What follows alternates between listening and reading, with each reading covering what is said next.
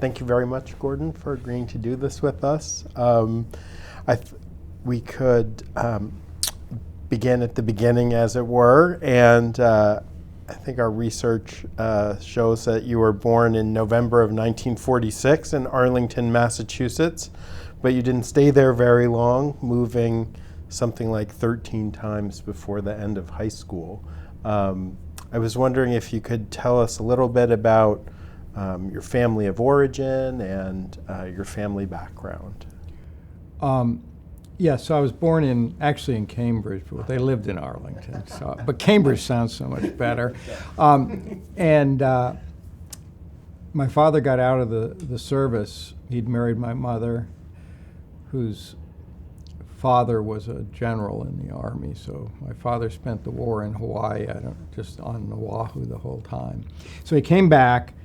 He did a startup, which failed in electronics. And I know nothing about it. You know, you don't ask these questions till it's too late. Right. It's a terrible mistake. So that would have been in the 30s that he was doing this startup? Or no, after World War II, in the after 40s, okay. 47, 46, 47. So then we went back to his home in Iowa, where he worked for Collins Radio Company. And then he worked for Collins. They sent him to New York. He got into sales, to England, to LA.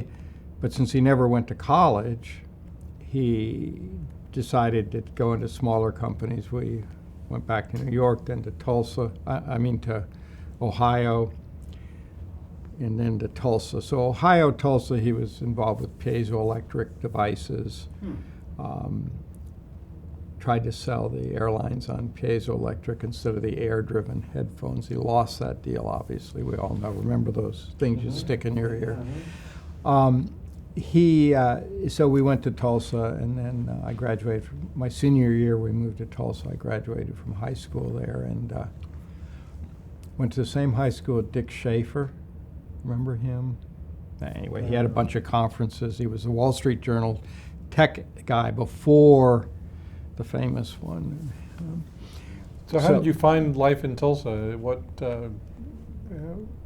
Well, your senior year in high school is a bad time to move, but it was great. Tulsa's a great town. There's so many places in this country I could live happily. They're all over the place. But it was a little bit of a shock from Ohio to Tulsa, but it was good. I went to the high school I went to had more national merit finalists than any school in the country, except for New Trier and Bronx School of Science, which are special. So there's just a public school in Tulsa. And there was a really good school. Right. Was your father, he was choosing to go to, joining a series of small electronics firms, is that right? Yes. Yeah, so it's all in electronics. Piezoelectric, these are the things you squeeze and electricity comes out. Right. So needles for cheap phonographs were used, that cartridge as it moved, the needle moved. And they're used in transducers, they're used in submarines, they're used all over the place. And then he ended up in Sierra Madre, California, and then moved to another place. They were Arcadia, then Sierra Madre, then somewhere else. Was electronics in your household? Like, was he a hobbyist? Were you a hobbyist? He built things. My father could build things I could never do. I mean, I'd try to build something out of wood. It just looked like shit. I mean, he was a real craftsman, I will say that. But he built Heath kits. He built an FM tuner. He built amplifiers. And I had the tuner for years. I don't know how it disappeared. But he was very good with his hands. And he started on the assembly line at Collins Radio, and then got into sales. And Collins was a big high-tech company at the time. I mean, they dominated aviation electronics. They dominated the high end of amateur radio. Very good in Cedar Rapids, Iowa. Mm-hmm. And it seems like there's kind of a military heritage in your family. Is that true, or? My mother's father was quite the quite the individual. 2 full families, all the kids had the same names. Finally got out of the Army and did a whole number of years for the Red Cross in Washington. I mean, he was a character. But no, not really. If you're thinking of how I ended up in the Navy, Yeah, pretty a little easy. bit. Report for induction at 0700. So I managed to get an application in and get into Officers Candidate School, because this was 68, 69. I mean, that being drafted was not a great idea. I didn't really want to go to Vietnam. It's the honest truth. Now, the Navy, I was very lucky to get into Officers Candidate School. I believe I was the only person in my company who didn't have strong political connections. Wow. So they give Bush a hard time about, I mean, everyone that was getting in any of these things had some connection, I think. I shouldn't say that in public. But I mean, I was very lucky.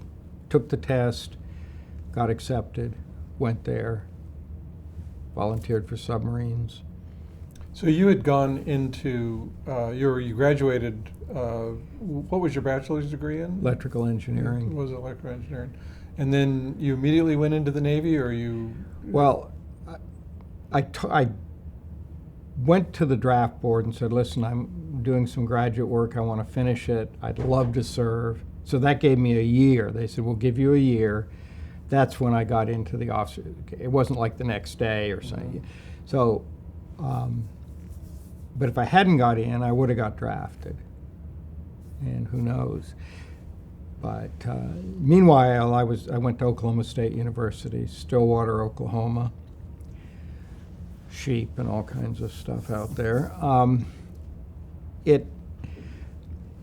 They were very early on to computers, so every business student had to take a programming course, every one, to graduate. And so I taught Fortran, which turns out I began to realize as a double E, things didn't work. They caught on fire. I shut down half the campus one time doing a motors lab. And What, did you short something out, or? I couldn't find a fuse, so I just thought I didn't really need it. True, they made me pay for this big transformer that blew out. And so I was interested in programming, and I got pretty good at Fortran because I was teaching it. And they also started a computer science department in '68. They had a few professors. They said, this is really going to be important. So I was lucky in that sense. I needed the work to pay the last couple of years of school. So I was making $300 an hour teaching Fortran to business students. $300 a month. A month. Yeah. And I could, live on that. Do you think the university was into computers so early because of the connection to petroleum industry in the state? I think it was more, they had some really good professors. A lot of the double E people about that time went to Colorado to work for HP on their calculators. Okay. They hired 3 or 4 or 5 of the good professors. Maybe it was a fluke. At the time, I didn't spend a lot of time trying to understand this because I didn't really realize it. But the stored program computer was actually developed in Iowa, not in Harvard, actually. So, I'm a defender. Out here, you went to Oklahoma State. I mean, you got to be kidding. Because it's all Berkeley and Stanford and all that. So, but these were all good schools in the Midwest. They're not Stanford. They don't get the students. That's really a huge difference. And they don't get the faculty, so they're clearly not as good. But they were interested in computers, and I did my first work there. They had a 1401.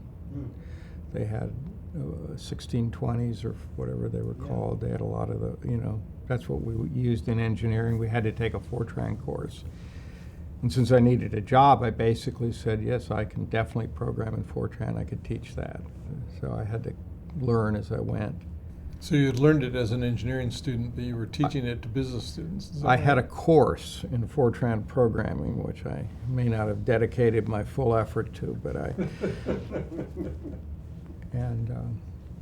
Well, I was very intrigued a little bit about something I read in another interview that you did in the past about a kind of vision you had, I think earlier, maybe before you even got to college, about a vision of having a computer of your own and using it to handle all different sorts of information, not just calculate. I was wondering if you could talk about that or talk about the development of your interest in computers. I don't think that was a fully formed vision. Yeah. But this was in '64 when I was in high school. I'd like to build things, so I built amplifiers, hi-fi amplifiers and stuff. I like that kind of stuff. So I had a summer job where I got them to build the printed circuit boards for me, drill all the foundation for, and I had built an amplifier, looked like a IMSI computer kind of size, and and so I would I remember daydreaming, wow, keeping all these like phone numbers and stuff and addresses. It'd be really cool to have something that did that for you. And computers were known then. Yeah. But I didn't have a concept of how you go from that idea to actually build one. And then most of the 70s I was in the Navy, so it was hard to really be on the scene. And Oh, one other question before kind of getting back to the chronology. Were you a big reader of science fiction? A lot of people who got into computers not at all. were, but Not at all. you are one of the group that was not. I never was. I don't like those kind of movies particularly. Star Wars accepted. But I mean, I'm not really a science fiction guy. But I did know Jerry Purnell really well. You probably know his connection to the computer industry. You know who he is? I don't. I'm sorry. You know who he is as a science fiction writer? No, because I'm not that well versed myself. He's written dozens, huge number of books. But he also was a columnist for Byte magazine. Okay. And he wrote a very influential column, so I got to be friends with him, visited him at his house a few times. He was quite helpful. Great. So you finished your master's degree, and then you were going to do something other than get No, into I didn't ever finish my master's degree. Oh. So the senior year in high school that summer, in college that summer, I got a job with IBM. Right. And that was the next incredibly lucky break. Normally, I would just go down and knock on the doors of little engineering firms in Tulsa till I got a job. But my father insisted I go meet with his friend, the branch manager at IBM. And these guys they were amazing. I'll tell you, IBM. So I got a summer job. They sent me to 2 or 3 weeks up in wherever their headquarters were, where the tennis courts and everything. And you got to meet Buck Rogers, who ran data processing at that time. That was really his name. And then you came back, and this guy said, "It's good you're back. Monday you're going to be at this small company, and you're going to write assembler for the 360 so we can sell them bigger computers because they're running all in RPG now." This is a true story. So he said, "Here's 3 program instruction books which will teach you BAL, with the green card and the instruction sets." He gave me a green card or 2 and said, "You better get going because it's you only have 3 days here. And here's the address, and show up and take their programs and convert them." I'd never heard of RPG, let alone ever written an assembler. So I spent the whole week. This is it's kind of these are very lucky coincidences. This guy's name was Fay Johnson, I think. Another amazing person. I'll tell you, the IBM of the 60s, early 70s, they knew how to sell. They really did. So that's how I really began to understand a bigger picture of computing and stuff. That it was more than writing Fortran programs that were 40 or 50 lines long. So did you do multiple assignments during that summer? I got to the end of the summer. I wasn't finished, but I made good progress. I think they believed it was going to work, which I think is remarkable. And then, so they kept me on, so I worked on weekends. And every time I just drive down to Tulsa from Stillwater, work, and we got the project finished. They got them up and running. I'm sure they sold them bigger computers. Leased them, I'm sorry, they never sold those things. And then the next summer, so I stayed up there a year because I was working on getting something other than being drafted. And I'd been accepted to Officers Candidate School, and they offered me a full-time job. They said, you can work here till February when you have to go there, and then you'll come back when you get out of the Navy. So I came in there as an SE, and they sent me to Shell Oil to convert autocoder from the 1401 to BAL so they could sell them bigger 360s, because only the low-end 360s had autocoder emulation. So your 1401, you could write a program that ran there, take it to that Model 30 if it works, and run it on there in simulation. Right. But they didn't support that in the 50 and some of the, maybe not the 40, I forget these details. But so I'd spent that summer programming all in assembler, all at Shell Oil. This was real production. They did all their billing for the whole country out of that one building. Oh my gosh. So I wrote the done notice. Oh. If you hadn't paid your bill. And because I remember a year later I found out there was a bug that they weren't supposed to done senior executives at Shell if they hadn't paid their bill. And I'm like, you got to be kidding. Why would that seem so wrong? But it's true. So I'd missed that because you're taking this autocoder, these things, there's no documentation. This is not a tiny company. This is Shell Oil. Zero documentation, patches all over the place, no one who knows what the program's supposed to do. The test was to run a whole month's dunning, print out the notices, then take my program and do the same thing and compare them notice to notice and see if they're exactly the same. That's how they tested it. I mean, there was no other. Right. Yeah. Yeah, and again, these people were paying a lot of money to Shell, and it was a great opportunity. I had just had free will. I was at the customer. I never went to IBM's offices in Tulsa. I just went to the Shell building, except on Friday afternoon. I worked there with their IT department, and it was a great experience. And I tried to convince Shell of a few ideas, which after they found out I did that, they made it clear to me I was to give no input. That wasn't my job, but I had an idea that IBM told you not yes, to do IBM that. said don't go, the sales guy went berserk that owned the account. But I thought that I said, you know how, you guys are too young, but they used to be, you go to a gas station, there'd be a book, and they'd look up your credit card to see if it was on the bad list. It was a book like this thick, you know. So you'd pull up in gas, if you look shady or young, they would look at the card up. And that's very expensive, and they had to print these books and send them to thousands of places each month. So I said, why don't you, and the billing, every day they ran billing, 22 days in the month. Mm-hmm. And yet 90%, 85% were inactive. So I said, why don't we take the active ones to hard disk?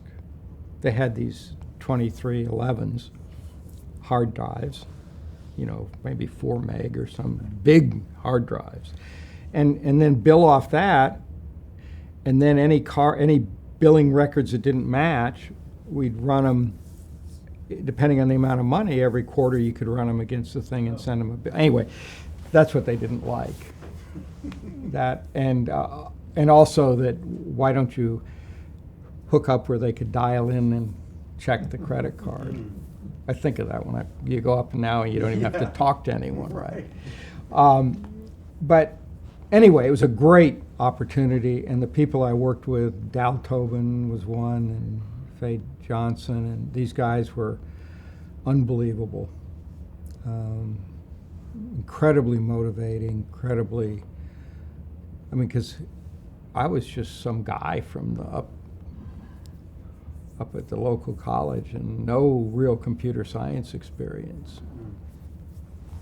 And they didn't think that was important, actually. There weren't very many people with computer science experience. But they in didn't those think, days. so I would help them recruit up there, because they'd say, point out the good students and don't stay away.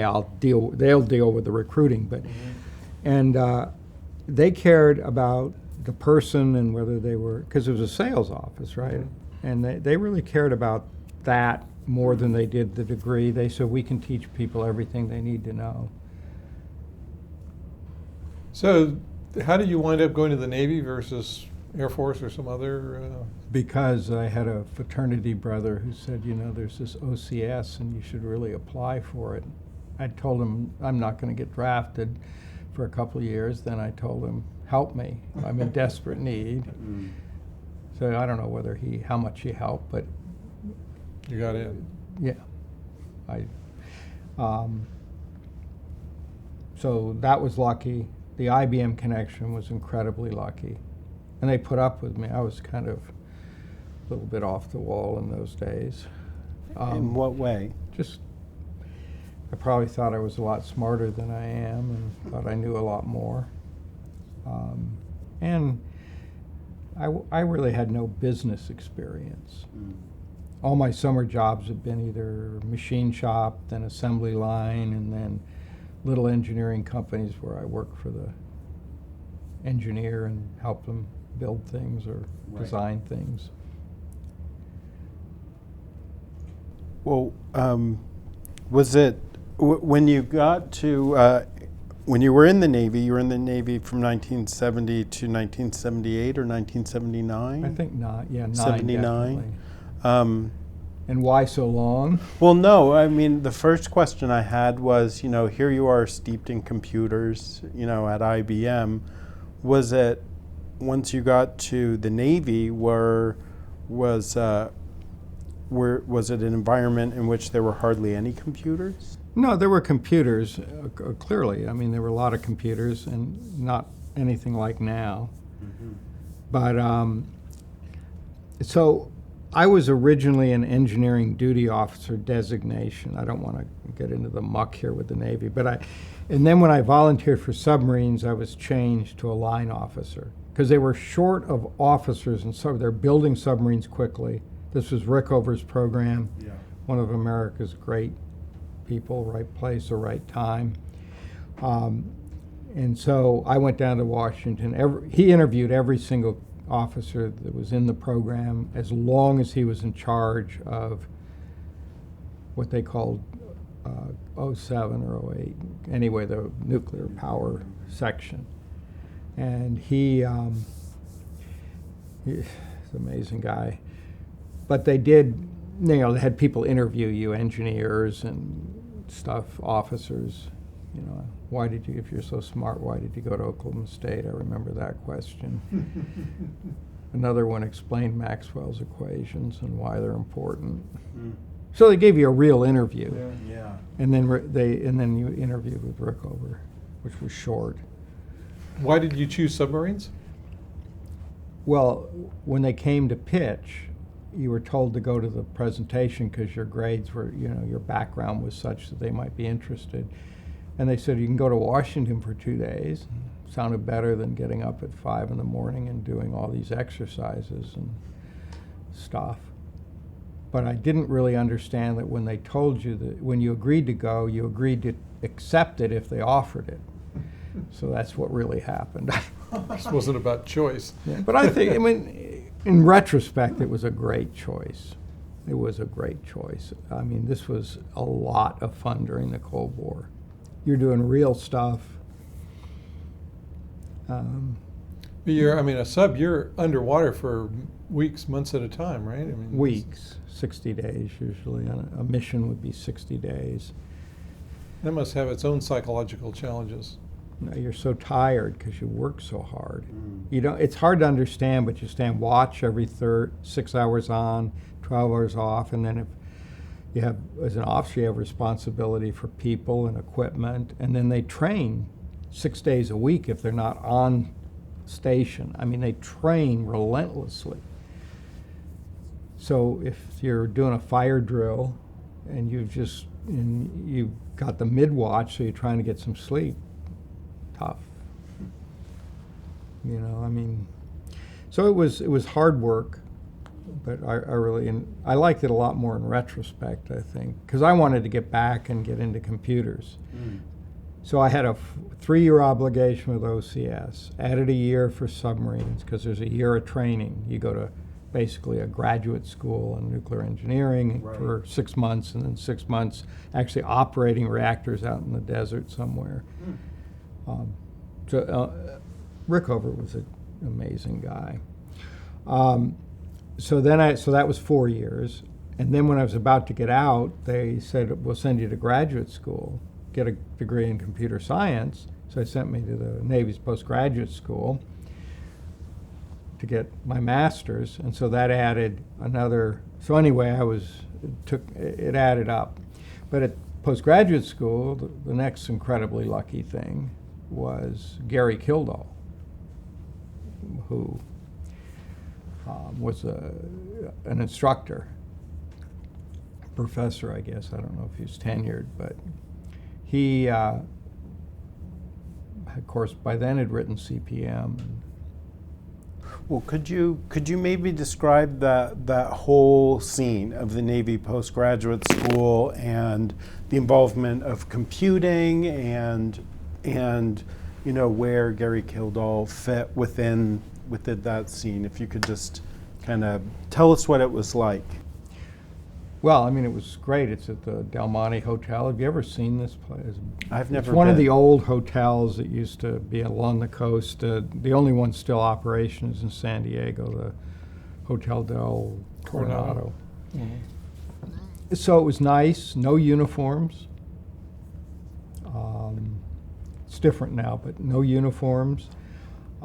Small classes. There were maybe 12 people in my section in computer science, and some pretty good professors. So Hamming, for instance, was a professor when I was there, Dr. Hamming. We had a great discussion about, in Star Trek, when you just beam someone down, what would be the information content, how much redundancy. Any error correction code? Yeah, seriously. So, and you had because they gave them a quarter off every year with pay. That was the deal. So people would go there. Deming is there now, I believe, or he was, maybe just retired. They got good people. And Gary was known as the hardest professor for theses. You definitely didn't want him. He was people were kind of scared. He tried to change the school some by hiring people from Santa Cruz and some of these, like Dreamer, was that his name? These great compiler people. And they weren't, I think he kind of lost interest. He wrote CPM while he was at the school. There's an interesting sort of segue that CPM was all developed in PL1. And PL1 only ran on mainframes. And Gary ran all his stuff on the mainframe at the postgraduate school. So one might argue that CPM logically should have been public domain. And that's true. And he finally traded something to Intel and got one of those MDS, the things with the two 8-inch big blue boxes with 8-inch floppies. Yeah. Yeah, he had one out in the shed behind his house in Pacific Grove, and then he could then he could commercialize it. He felt. So that anyway, I'm digressing, but So I got Gary to be my thesis advisor, and he said, great, but you need to do something on a microprocessor. And in those days, I believe there were only 2 computers that ran CPM, the one they had at the school and the one that another guy whose name escapes me, but he had one too, that helped Gary do the floppy disk drive, the interface card. Mm-hmm. And so they had a wire wrapped, this whole thing was a wire wrapped, no printed circuit board controller for this 8-inch floppy, 2 8-inch floppies. And there were floppies that Shugart had donated after they'd done the quality testing. These were definitely worn in. And that's how I did my thesis. You kind of wonder if like one of those wires that come on, because it was just like, I wish I'd pick it. Not having phones, you didn't have pictures of all this stuff, but this was a lab, just a dirty big room. This was a lab up on the 3rd floor of the building, and that's where, so anyway, I worked there with Gary and did a compiler. And so if PL1 only ran on the mainframe, how did it run on how did he get it Intel running? converted it, rewrote it to run on the MDS, but those were expensive. Oh, okay. Right, they were like $20,000 a piece or something like that. 10 or 20. Yeah. So Gary, in his, so he got an MDS and he got CPM out, but then Gary wrote, and this is where Gary's brilliance, I mean, he wrote a program that basically ran on CPM, intercepted the MDS calls, what was the operating system was called something, and translated it to CPM calls, and you could run all those Intel programs, including PL1, on a CPM machine. That was where, I mean, he did this in a couple days. I mean, he just got frustrated. He said, well, I mean, they're not going to put this stuff on CPM, so I'll do it myself. It was just a little program. I mean, he just captured the calls. What was the operating system? I can't. Yeah, I can't remember either. It was called something. But Intel was very guarded with all this stuff, and so Gary just. And then Gary wouldn't give me this translation program. So I had a friend disassemble it and figure it out and make it work on my system with my hard drive. So, Well, could you, if Gary Kildall was, cultivating this persona as the toughest professor, why did you seek him out? Because I wanted to learn something. So I was a little different than most of the students at the time. Went there to get their ticket punched, and they didn't want things to be tough. I used to meet before every test for any of the courses with the whole class and review with them what they needed, go over it, because I was becoming unpopular. Anyway, it was. You wanted to learn it. And I was there to learn computer science, give the Navy a few more years, and they they were mostly intended to stay the whole career. Got it. And there were some really good people, and I'm sure they did well when it all came to pass, but I wasn't looking to make a career out of the Navy. And the Navy wanted one more tour out of me as an engineering officer on a submarine, and then they wouldn't have cared so much. Right. So anyway, that was. So what was your thesis on? I wrote a compiler, a P-code compiler, with an intermediate language called called Basic E. I'm sorry, Basic E. So Basic-E. And the E was for something. Eubanks, maybe? I don't remember. I'm sure that I could remember if I worked at it. Someone sent me the whole source code one time. He said, I found this somewhere. but I couldn't read a single file. Right. I couldn't find anything that could Didn't open. have the media to open But I it, have right? all the source code, and I have the original copy of my thesis, all that kind of stuff. But only in hard copy, because there was no mechanism really to. I could have got a mag tape. But so I did this compiler. So I wrote it in PL1 and did most of the runtime in assembler, and it worked. And how did you come to that as your project? Was that something you discussed with Gary, or was that? Well, I thought compilers were very cool. A course I took from him, he passed out an LAR parser, this thing that was developed up in Canada.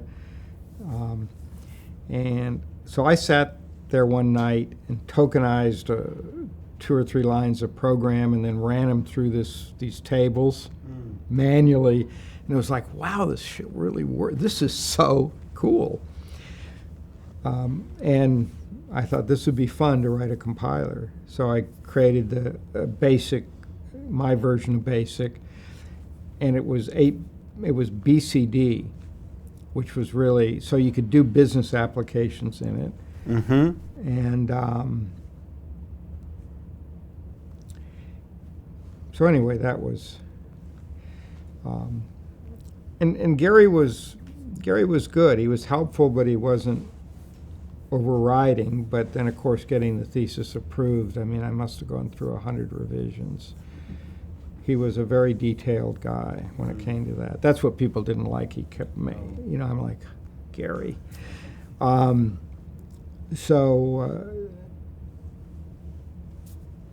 He wasn't a great teacher, by the way. I mean, it wasn't like Gary was a great professor. He was just a passionate guy.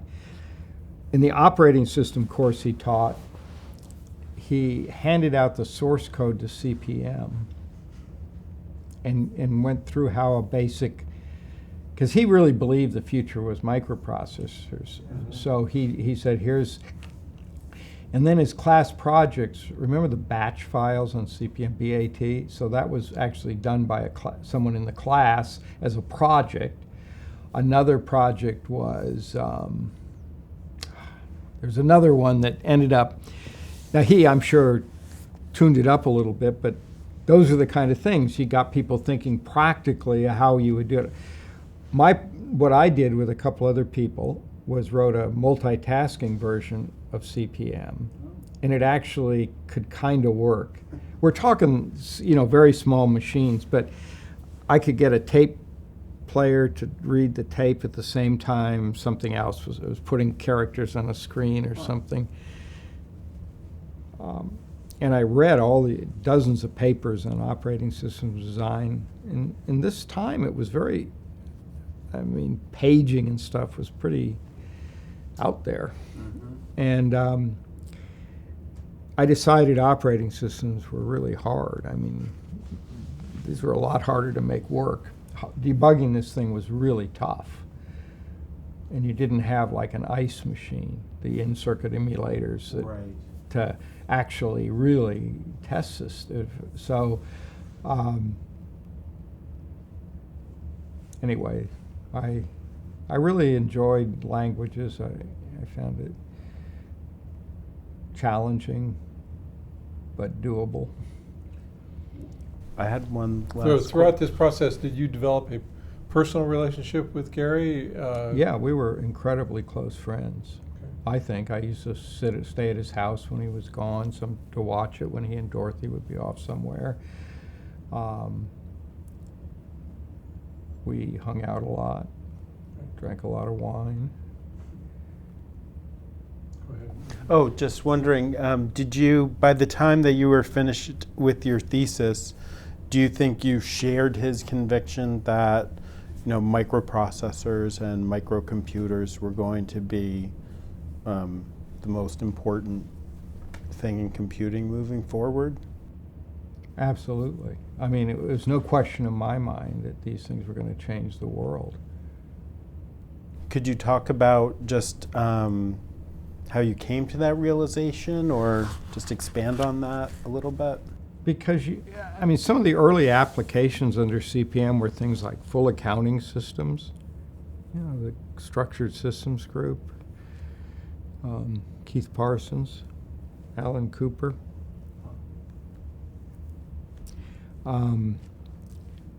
Keith has passed away, actually, but they wrote full accounting, and there were others. It wasn't just them, and these were all my customers. And later on, but I believed, you know, the future. Now, I'm not sure I envisioned the how compact it would all become. I certainly didn't envision these kind of things. But I did envision that, I did believe, envision's the wrong term, I believed strongly that there was a great future in this and a tremendous opportunity, but people didn't take it seriously. So when I was after I got out of graduate school, I took my public domain stuff, put it in the public domain, and actually fixed bugs for a long time, but also took it and changed and made a new product called CBasic. So Basic E, but I took the public domain part and made my own product and started a company called Compiler Systems. And my mother ran it in Sierra Madre, and she hired all the people that worked there from Caltech. She just went around and put posters up saying, work with computers, make your own hours, good pay. Every one of them ended up getting a PhD. I mean, these kids were brilliant. So how did this work? I mean, is there any conflict between you being in the Navy and having your own company? Is that? As long as I didn't have it interfere with the Navy. You read sometimes or hear people say that I was programming on the submarine. It was I never had you didn't have the kind of room to bring all this stuff on, first of all, and you didn't have the time, so that isn't true. But the second tour I had, so I converted to the commercial application where the next ship was in shipyard at Vallejo. So I worked hard in the shipyard. I was working 12 hours, 14 hours a day, but then I'd come home and work on this, and on weekends when I didn't have duty, I would work on it. And You convert the Basic E to a commercial version? Commercial version. Yeah, and I had a printer that almost got me thrown out of this apartment complex. It was so loud. I couldn't be in the room in the apartment when it was printing. It was a line printer that IMSI gave me. So IMSI funded it, and we had a contract, and I had the equal rights to the product. Now, what was entailed in converting it to a commercial product? Was it just making it more efficient? Or I added more capability, I made it faster, but mostly added more. And Keith Parsons was particularly helpful in this because he was working in Basic E and would come and visit me periodically. So one of the things we added to CBasic was a while statement, so you could loop that way, while when. Mm-hmm. So that first appeared in CBasic, contrary to Microsoft's view of this. And we'd talk about things that it needed. And I had access through Gary to be able to take the grammar and continually generate new grammar. Of the LALR parser, the guy in Toronto at whatever that school, Waterloo. They had an amazing computer science program there, really good. And they developed this sort of table-driven parsing as one of the things one of their graduate students. So I got out the version of CBasic, and because Structured System was writing all this code, it was pretty well tested.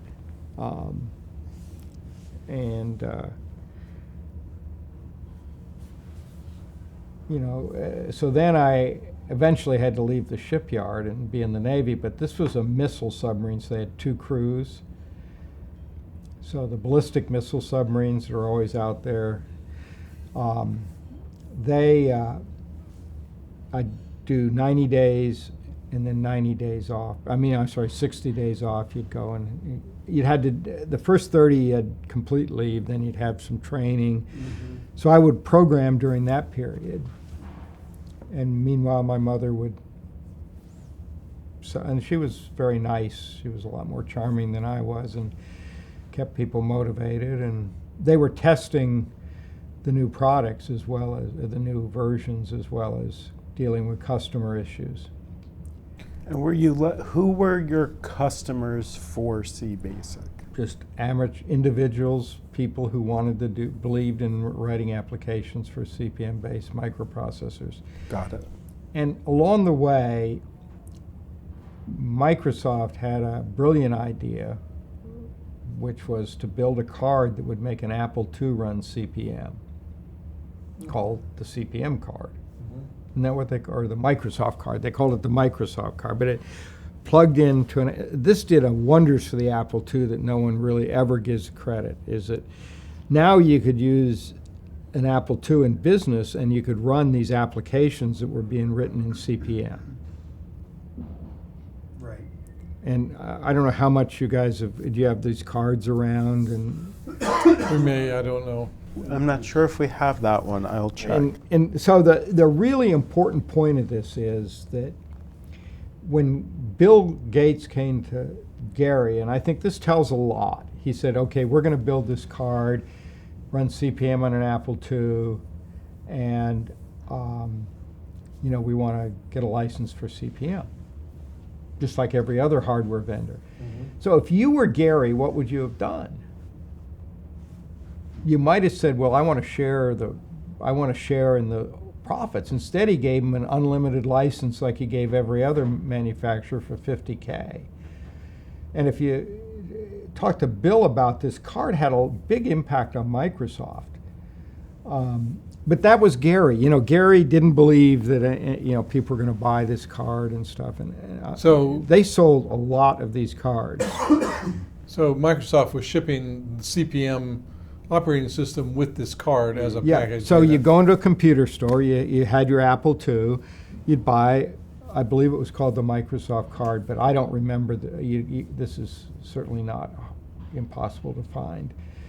But it's been a long time since I've seen one. I wish I had one, because I like these artifacts. It'd be interesting to see if we have it in the museum. Yeah, I'll check. You must, but this really was important to Microsoft because it really gave them a real revenue stream over the Apple II, mm-hmm.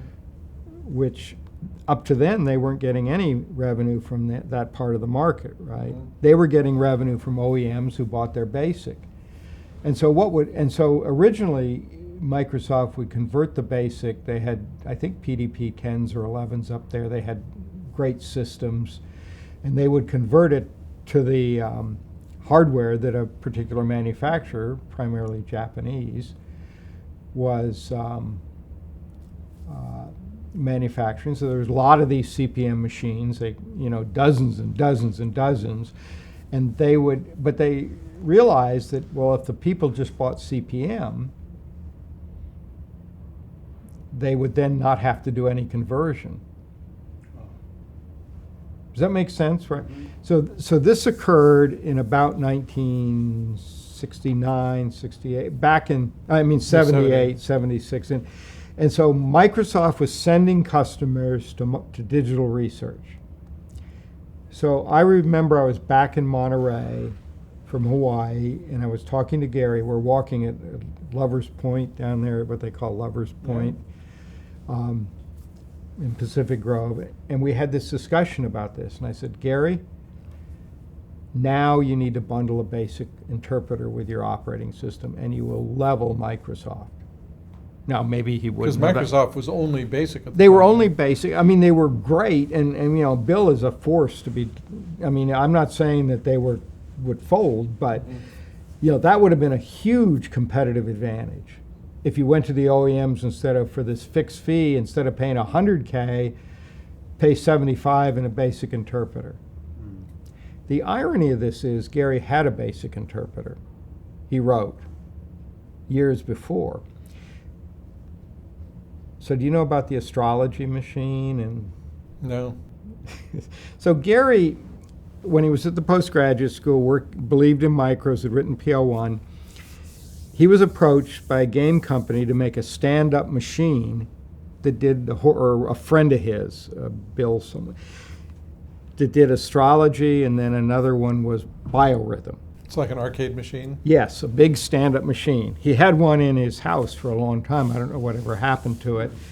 But he delivered it. But in typical Gary fashion, he didn't just write a program to do this. He wrote a basic interpreter and then wrote the programs in BASIC because he knew there might be more.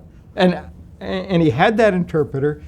That is, by the way, how he got the MDS machine we talked about. He traded his basic interpreter to Intel for an MDS machine.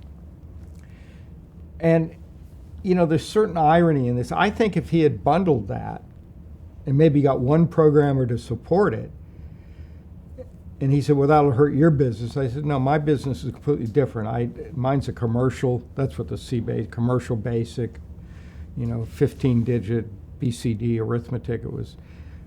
There are universities that use C-basic to do astronomical calculations because it was so accurate. All the like sines and arctangents, all these were accurate to like 15 digits. Right. As well as then the business people, the digital math, you didn't have the rounding problems. So I'm kind of scattered here in this, but it's kind of during this period, this is how it came together. And Gary just, I think, had less vision and less drive on this stuff, but he was an incredible programmer, and when he decided to do something, he made it happen. The key is what you do, right? Not just, but so all those facts in there, he took it from he got the MDS machine. He'd originally done this, it might have been John Turot. It was some of these early people, and a lot of these things that are published say who these people were that did this stuff. Was at this time, was your C-Basic in competition with Microsoft's BASIC? Well, we thought so, but of course, a better marketing, better thinking would have seen them as an ally. And proof of that is that IMSI had both on their available on their computers. Osborne licensed both. I had like 4% or 3 to 4% of the stock in Osborne in trade for this. Oh, wow. What did you and sell? We both gave Osborne and IMSI the source code. So you licensed it to the computer manufacturers to bundle with their machine? Well, in this particular case, yes, to bundle it with the machine. Otherwise, we sold the thing in each run. You needed the runtime. This was not a well thought out business model. I mean, we should have licensed the runtime, allowed them to hook the runtime to their applications, licensed it differently, charged a few dollars per run. I mean, there's a lot of things as you think back. I mean, I spent a lot of time on things I could have done different. This is one of them. But yes, you just bought the C-Basic for $90, whatever it was expensive. I mean, things in those days were really expensive. VisiCalc was not cheap. Right. And so things went along here until IBM was going to, and that's when things really changed with the industry. And Gary, Gary definitely made some mistakes, but most of the stories about this are just not true, what really happened. So, well, before we move on, and given that time frame, if you could recount your version. I know you've told it before, but for the record here in this interview, if you could describe sort of what happened with IBM, Microsoft, DRI. Well, so Microsoft, IBM was doing this project out of Boca Raton, run by a guy who was sort of in a penalty box because he'd been moved down there and to do this thing. He died in the aircraft. Eastridge, a good guy. I mean, you got to say he's a forgotten name, right? Guy had the vision. So that his team were developing this microcomputer, this standalone, and IBM had done this before. They'd had these small machines and stuff. So they had a lot of floppy technology because they developed all this in South San Jose and hard drives and all. They really had a lot of experience with this. So they went to Microsoft and licensed the BASIC, and then went to Digital Research to license the operating system. So they showed up at Digital Research. They had CPM. It's CPM. CPM. They showed up in Pacific Grove, had an appointment. The same day, HP was there, signing the largest contract in the history of digital research. To license CPM as well for one of their computers, personal which was their business. It went on, they Yeah. licensed it just like Microsoft. Right. And so Dorothy was in charge of the business side and Gary the engineering. So Dorothy was there, and she, I wouldn't call her an efficient executive, a high-level executive, but she was trying to handle HP.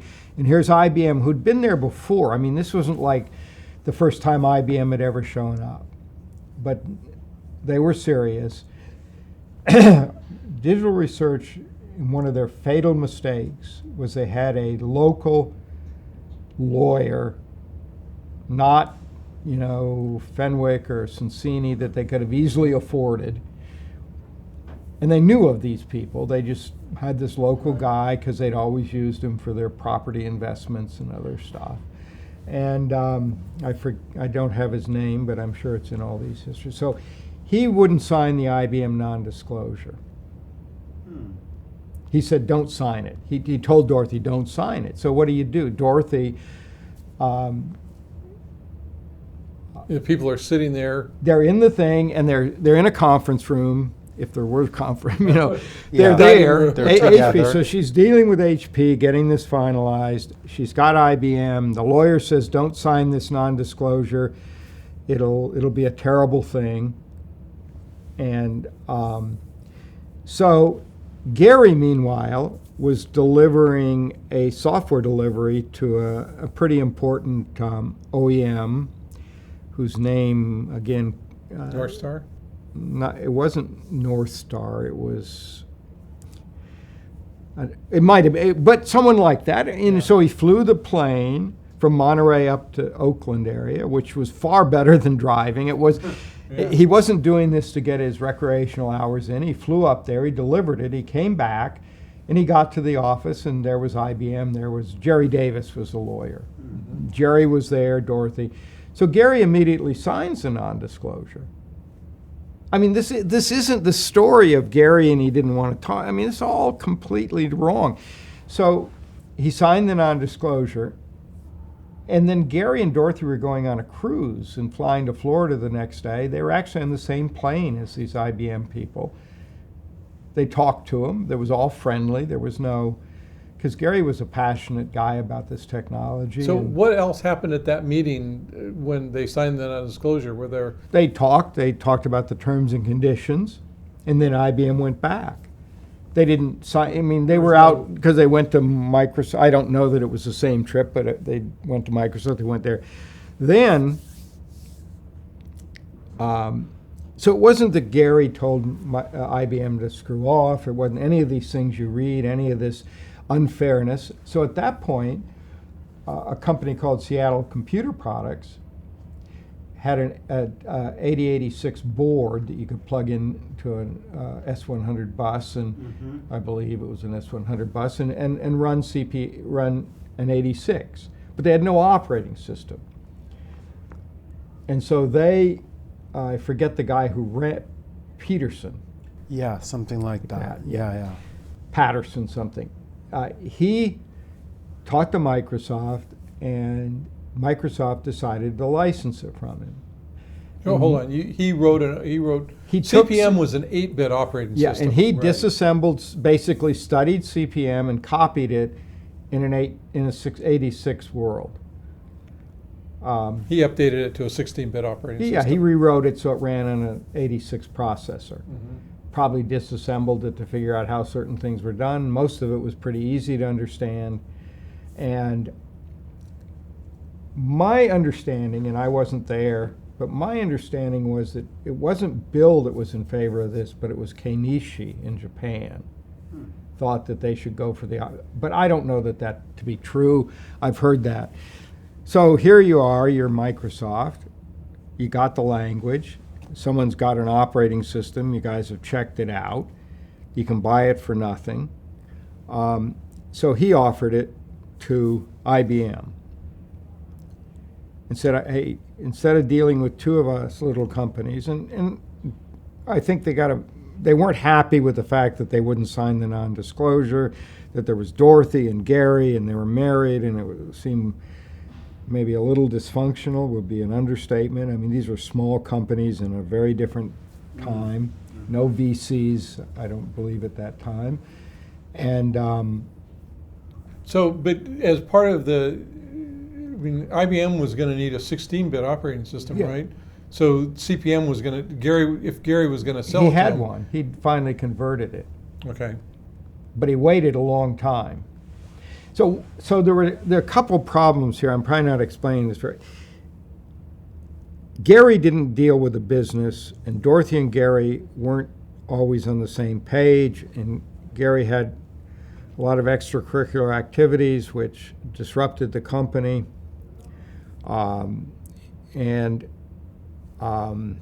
Most of the women worked for Dorothy, most of the men were programmers in these days, and it was very dysfunctional. I mean, it really was. And little. So it isn't that Gary blew him off. It was really that this lawyer didn't give him great advice. And meanwhile, if you were an IBM person sent out and you're looking at these companies thinking, you got to be kidding me. Right. We're basing our future on this. Yeah, this project. Yeah. So Microsoft seems to be a little bit, better organized. Bill is a very articulate person when he, so when he offered, or if maybe they asked him if he could get it, I don't know. I really have no hard data. I do know, though, that Gary didn't throw IBM out or refuse to deal with him or any of these things you read. It was really, he had an 86 operating system, and he ran into the same problem actually earlier when he came out with CPM2, because 1.4 was the first one, then 2, because he didn't support big enough disks. And he didn't think it was important because he was off working on something else. And finally, a woman named Kathy Stratinsky actually bailed him out, rewrote CPM to support and they got out with 2, and he got away with it that time. But to tell you how frustrated manufacturers were, Altos, Dave Jackson. Yeah. So Altos made great hardware. That's all I used the whole time as soon as I could get it, and get off the MSI stuff. Dave came to me at the National NCC, was that what it was called? National Joint Computer Conference? The one that was the last one was in LA, then they there was another one in Chicago, but it evaporated like Comdex eventually. So they had all the PCs in a tent. So anyway, Dave came to me down there and said, I want you to come and work for us and run software. We can't rely on digital research. They're just not delivering this 16-bit, and we need to produce 16-bit stuff. And I said, well, Dave, I'm in the Navy. I can't exactly quit. He said, well, sure, just quit. It was a great conversation. He's British. Have you ever met him or you ever No, I interviewed? haven't. I don't know if he's still alive. He's quite a character. But I'd known Dave because when he first decided to do something, his first prototype looked just like an Apple II. It was a monitor in a box with a computer and everything. And then he decided to build these rack-mountable kind of, and they were very successful. That's where that local guy, who's the guy that does all the angel funding, what's his name? He worked at Oh, you mean Ron Conway? Conway came out of Altos, I believe. Hmm. I think so, maybe not, maybe. Could be. Yeah. So anyway, so it's not one meeting with IBM. There's a cultural difference between Microsoft and IBM. Microsoft was willing to fight and take some risks. Gary was he was like, we're digital research, will always be the leader. We got CPM. So there's a cultural difference between Microsoft and DRI. Yeah, Right. and Gary particularly. Right. You might, something just flashed out of my mind, but anyway, Gary was a technologist and not a business guy, and they didn't blow off IBM. I think IBM probably went back and said, as you said, we got these two tiny companies. One of the top lawyers, or the guy who used to run Fenwick, not Bill Fenwick, but the guy after him, tells a story about this, but I don't think I should in public repeat this whole story, but he's experienced this too. I mean, he took a bunch of Japanese to see digital research and then went to Albuquerque to see Microsoft way back. Yeah. Mm. And it's a great story. And I believe Gordy is telling it exactly as it happened. But it has echoes of this. It does. It Well, has the echoes. cultural- Yeah. And it has echoes of the fact that these are small. You can imagine, how IBM must have felt. They go back to Boca Raton and say, and at that point, Gary was clearly the dominant company. Gary and VisiCorp. Mm-hmm. VisiCorp had a unsolvable problem. It's North Korea kind of unsolvable.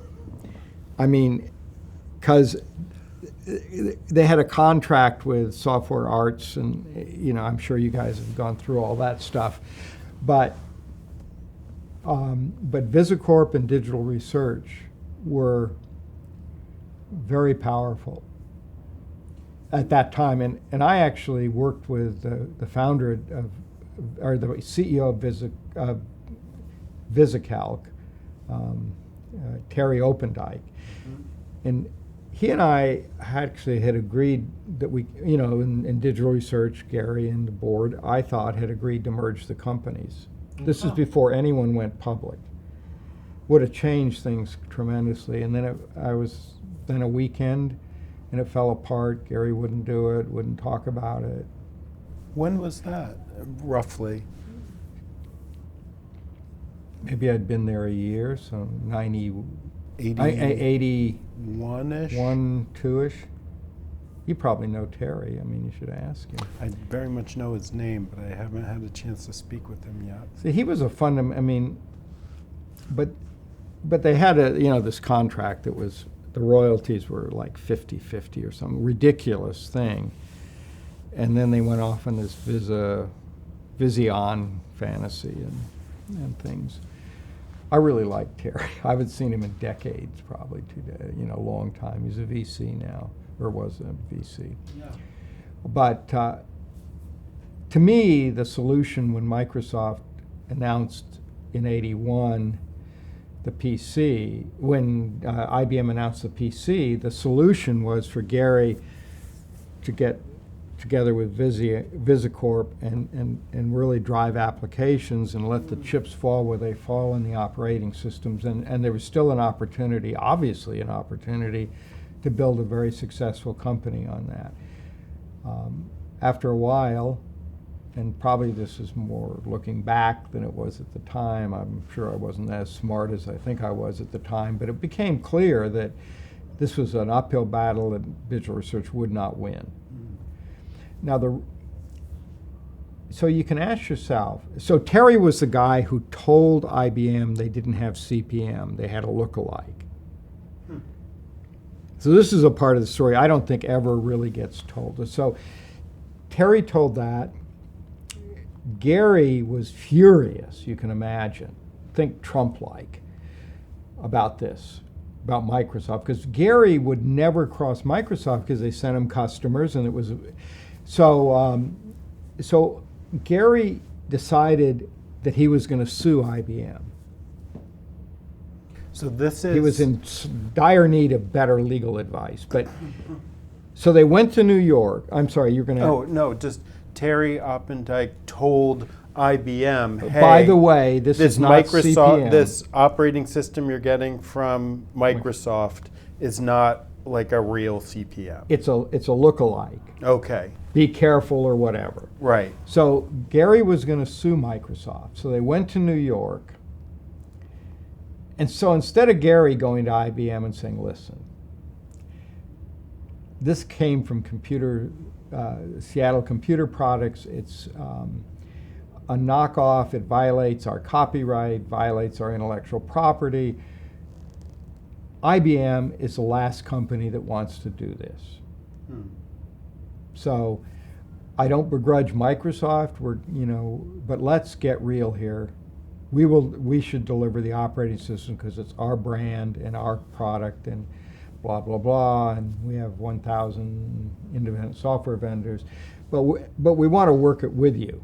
Instead, they were going to sue them. So you can imagine what that was like. At IBM, I mean, they had more lawyers than most law firms. I mean, they were, had been beaten into the ground with this kind of antitrust stuff. Mm-hmm.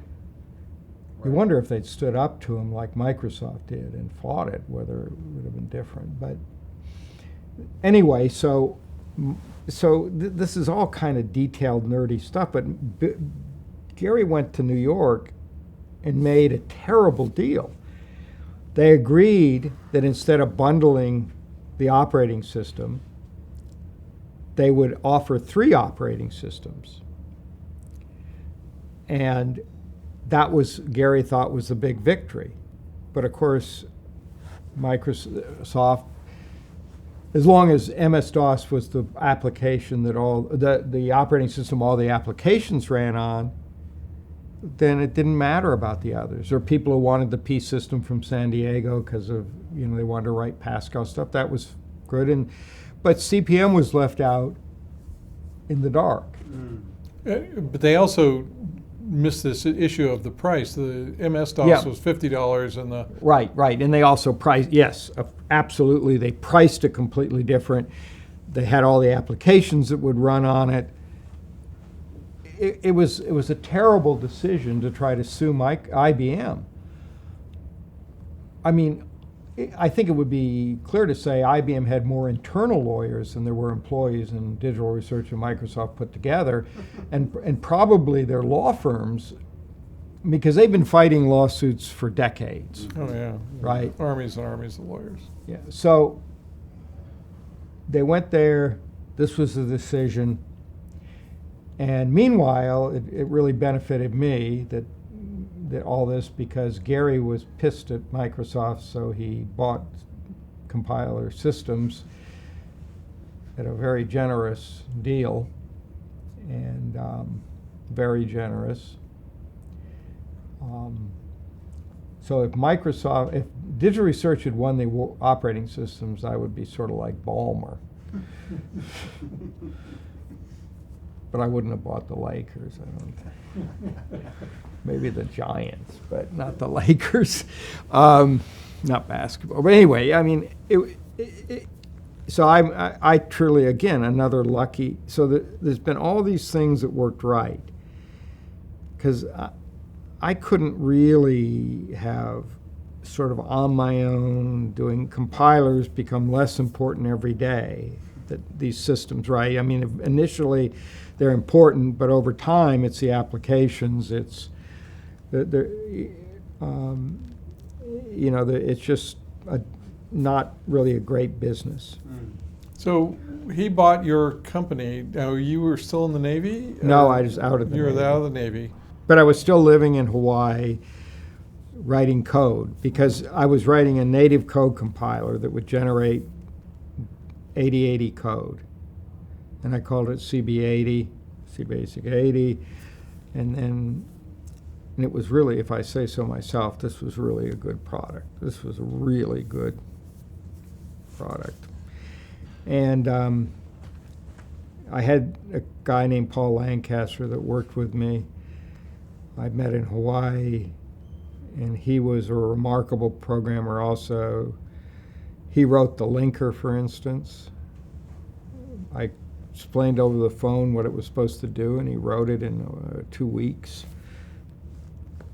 Because I couldn't get Gary's linker. It would have been a lot better to have one linker, but and one assembler that But anyway, Paul was an amazing coder. So we're talking like over the compiler generates these link records, and I just was explaining what each one of them did.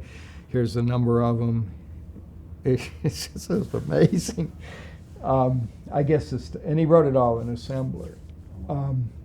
He did everything he did, I think, in assembler. And this is part of what Gary bought? Yeah, he got that linker. He didn't care about it because he already had a linker. But so then you went to work for Gary. You were a DRI employee for a period of time? Right, for 2 years. And did you just continue to work on the same product? Well, then eventually I ran. There's a lot about what happened with digital research in there that really isn't my history, but they had VCs by then, PA Associates, and what's the guy's name? I'll think of it anyway. Hambrick. No, not Hambrick. That was a. Anyway, they had another guy. 2 people invested. And they were beginning to realize, and so they were going to hire a CEO, and they had 3 candidates. One from Intel I thought would have been awesome, and 2 others. And the one they hired was the one that told Dorothy she'd still be a VP. I was at the dinner, remember her at the end saying, he's the guy who will. Really not the best guy. John had 6, 8 kids. He was he was a interesting guy. So they did hire him? Yeah, not the guy that would have probably fixed it. Right. He probably would have fired us all, because he probably would have brought in more none of us were. I mean, it's not like we were experienced professional managers. We were just winging it. But he certainly would have fixed some things. But instead they brought in someone who didn't.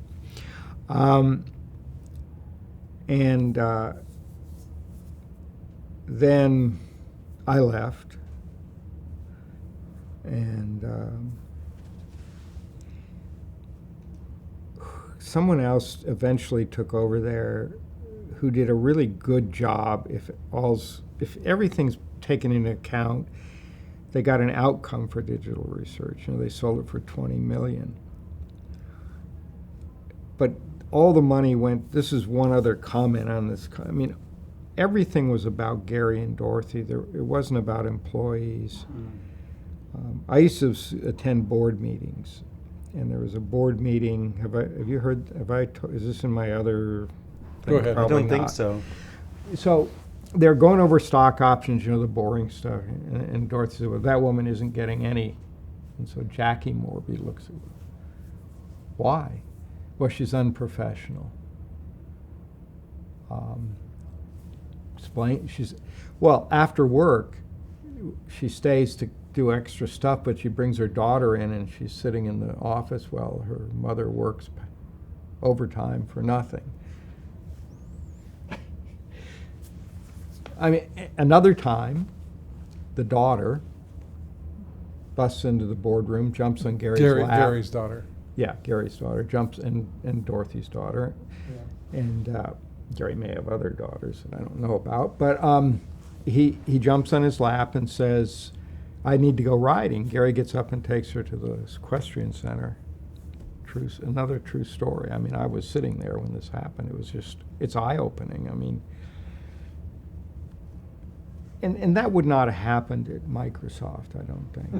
I mean, you know, and it's not that one person's not as good as the other, or it's just Gary wasn't meant to build a big company, and I've never seen a company where husband wives were a good fit anyway. I mean, it's a tough. Yeah. I can't imagine doing this with Rhonda, my wife. I mean, I just can't. I mean, it would be a disaster. We both end up with half as much and rich lawyers. I mean, it's just you know, crazy. So I went up to the Valley and hooked up with a guy named Dennis Coleman, Dennis's claim to fame is he wrote the first spell checker that actually did it the way we do it now. You go through a document, find the words, give you. It was amazing that he did a good job with this product. And so Gary and I met because his fiance, he was a professor at Stanford Business School. He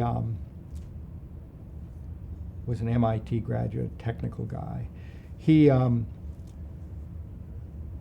was in Hawaii to get married, and he called me and said, I understand you have the only reliable computer system in Hawaii, and I want to buy time on it.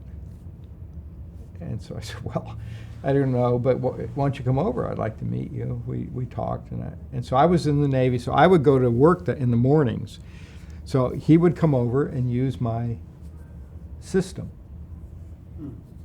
to work on SpellGuard, that was what it was called, work on SpellGuard while I was at work and he was out there getting married, and we got to be friends. Kind of a small, I mean, he was astounded that I would just give him access to the house and the computer. And I know that he'd use it and then he'd wipe everything that he'd done. Like, I mean, he was a very, I mean, I, on the other hand, thought, you know, if you could take my code and do something with it, good for you. It's really, I mean, so anyway, so Dennis and I started a company we called C&E Software. We raised some money from a group called the Masters Fund in Colorado Springs. And Masters Fund? Yes.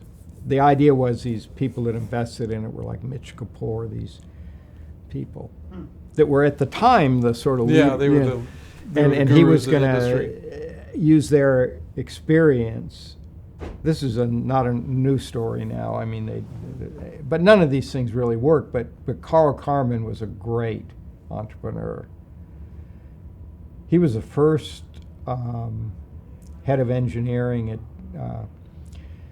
what's the soul of a new machine? Data General. Data General. He was he took over from DeCastro as head of it. You can imagine that job. And he was the guy in the soul of a new machine they all worked for. He's the one that went down and shook the board somewhere in the book. It's a great book. I couldn't put that book down. But Carl was very fortunate to get Carl. He invested $500,000 for 40% of the company, and we had C&E Software. And we were going to compete with software publishing, PFS File, Report, and Write, because we thought that Fred Gibbons' interest was in simplicity, and we thought customers actually wanted more. So I explained all this to Esther Dyson once when I was driving her from San Francisco to Palo Alto, and she said, you know, turn left. I dropped her off at Fred's house. I was like, Esther. I said, I'm not going to say anything. So we actually hung out and went out in town and drank some wine. And there was a wine festival, went in a computer store. I said, why are there no books about PFS? And he said that, well, we'd fire our programmers if they needed a book to use our product. And I thought, this is a huge opportunity. He's a great, I mean, Fred is a tragic skiing thing with the aneurysm that, you know, that he had. Oh, so sad. He was one of the real deals. So I'm counting no one actually watches this stuff. So anyway, we were going to do an integrated product, and we were working on it, Dennis and I. Word processing and... Word processing, report writing, and file. Okay. Exactly what PFS had. So meanwhile, John Doerr shows up at my. I bought a condo at Sandhill Circle. You know, the condos that go to the outside. Now I'm sure they're gazillions, but they were pretty reasonable then. Yeah. And I bought one because I was trying to raise money for this, and there were all these VCs there. So I was there, and John Doerr shows up. Just shows up. So how does he know you, and what's your history with him beforehand? I pitched your company? I pitched the C&E thing to them in a meeting when they still were in San Francisco at the top of one of the Embarcadero things and buildings, and Tom Perkins and John and I talked. And so Tom starts the meeting off. He's like, why are we wasting time on this bullshit?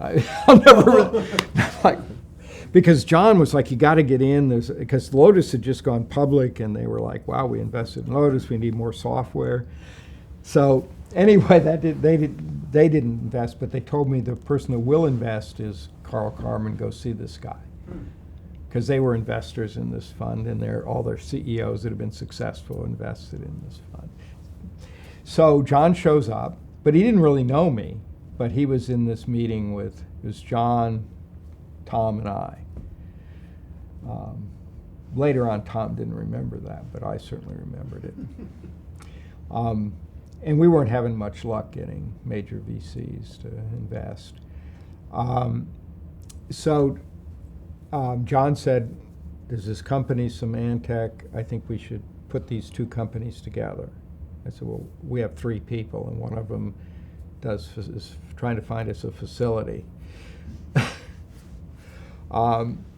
So maybe we had 4 people that time. Maybe we had another programmer. So John says, I think we could probably do a 50-50 deal.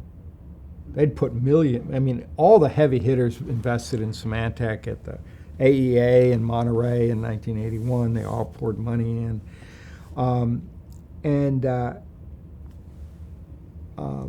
So I said, I'll go look at him. I went and met with him, came back, said, nah, this place is, really, this is going nowhere. Their product ideas have failed. This is, I didn't say crazy town, but it's, What had Symantec been trying to do at that time? There was no, they've been trying to do Symantec, yes, they did call it that. They were trying to do natural language. They'd cornered most of the heavy hit, that's why it's called Symantec. A terrible name, and people think we're Symantec. They used to think we're Symantec, that Austin Semiconductor thing. So they were going to do a database driven by natural language, and it didn't work. And because Lotus fired their CEO, John put him in charge of Symantec. I don't want to go into all this stuff about him, but anyway, I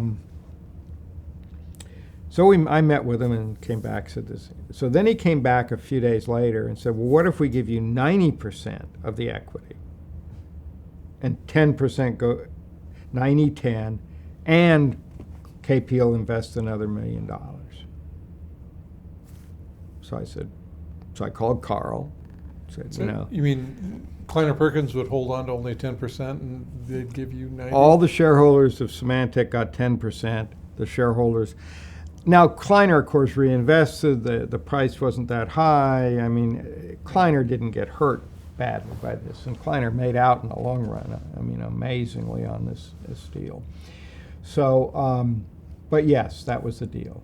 So I said, I talked to Carl. I said, it's tough to raise money now. This is 1984. The market's not strong. It's a bad time.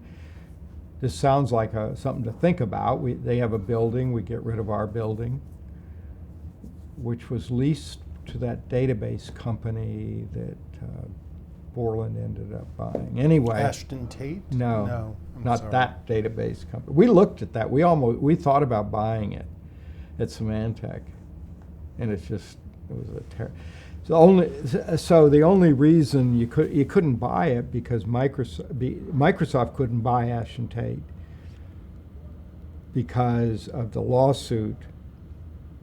Or no, I'm confusing with a different thing. Yeah. Delete all that stuff. I'm confusing with a different database company that Ashton Tate anyway.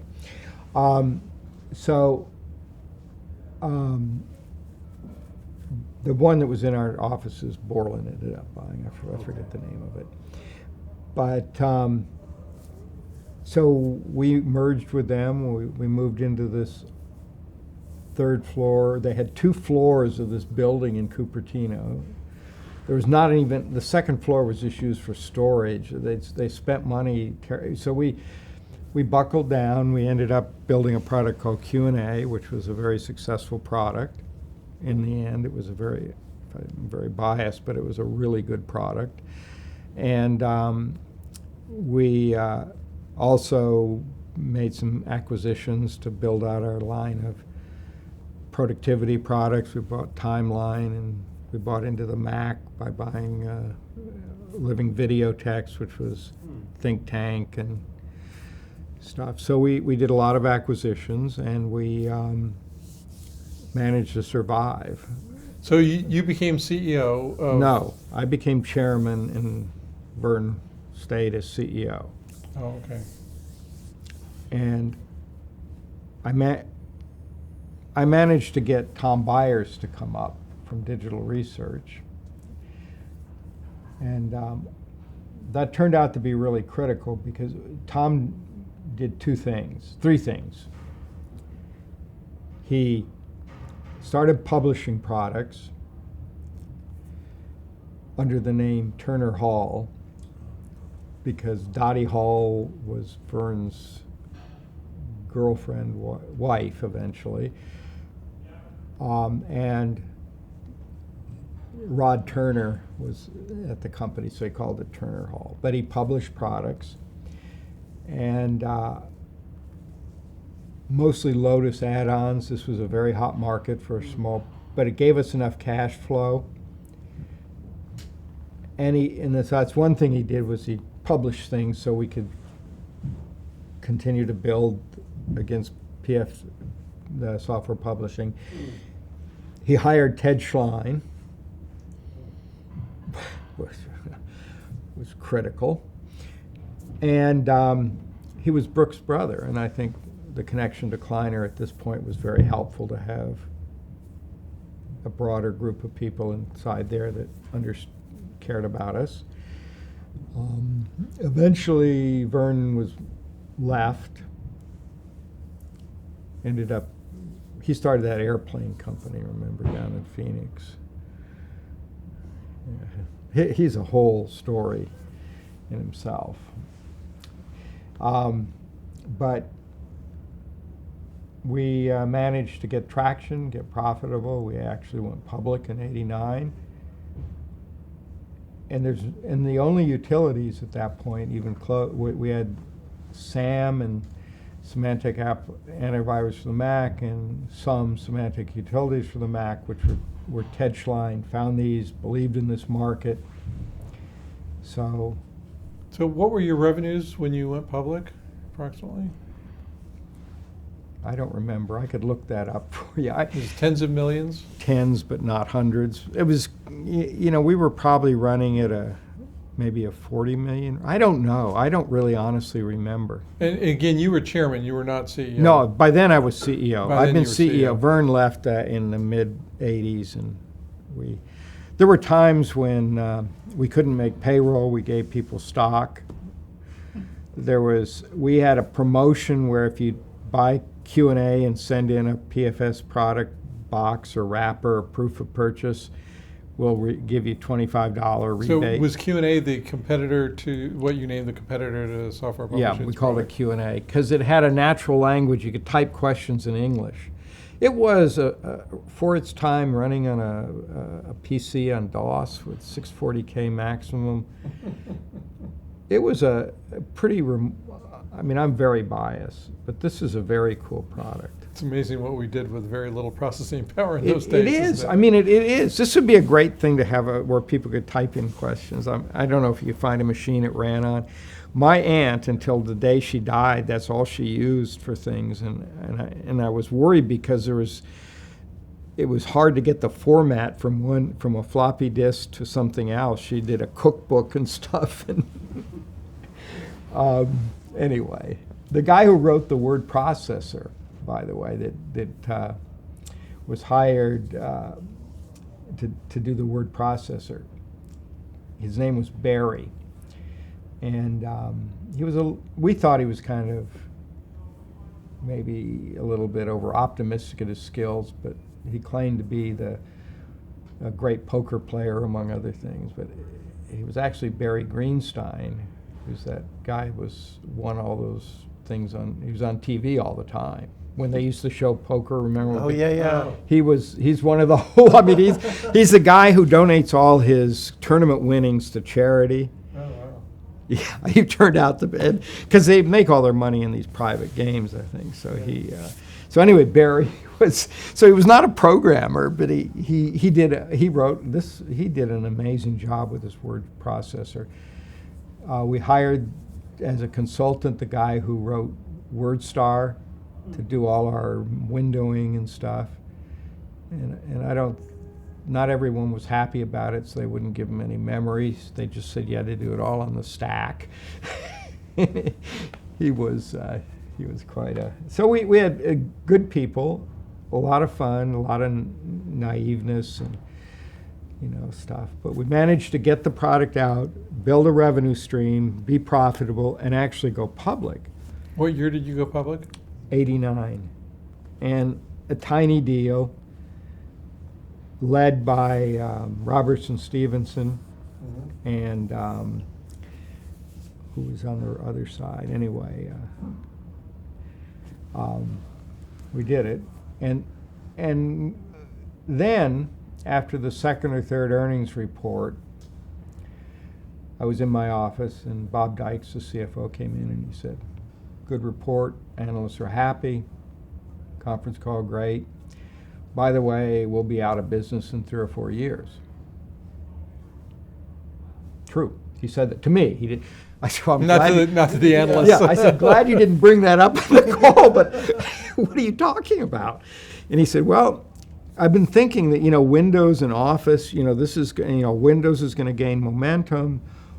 Office is going to be very successful. And I said, I agree. I'm actually, honestly, I've been worried about this. And he said, well, what should we do? And then we decided, the team, utilities, that, they were very successful with Sum and Sam for the Mac. And this is an area that might be ripe for acquisition.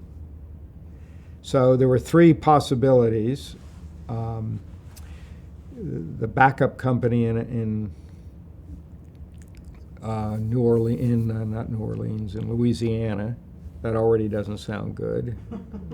Forget the name of that company. But then there was... Company doing backup software? Yeah, Fastback. Who was that? Anyway. Then there was Central Point Software and Norton, those 2. So we visited both. And at that time, Central Point was really hurting Norton, and they had a good product, but we couldn't do what's called a pooling of interests, and we thought that was really important.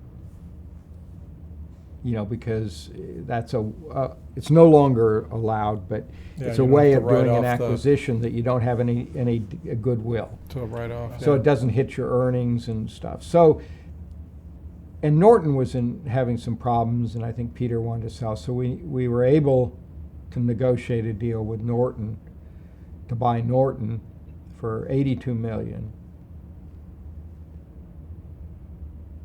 I know, it sounded like, we got criticized that we paid too It's much. a big price for a company your size, right? Yeah, well, we were doing $80 million a year the first year. I mean, it was, and Central Point felt the pressure. They issued a product that had problems, had to be recalled, and we really ended up doing very well in 90, 91 in that time frame. So, may I ask a question about that? Why did you feel that, if you could feel the heat coming from, or you saw the threat on the horizon with Microsoft Windows and Office, why was utilities different? How did that evade, why couldn't, I guess another way to put the question is, why couldn't Microsoft have just come in? They could have. They could come in and do anything. But they weren't stupid, and they didn't do things for vengeance. They tried to do good business. They didn't just pick on people for the... if you took them on, I think they were pretty aggressive. But, and they can't do everything. And we spent a long time building a very strong relationship with them.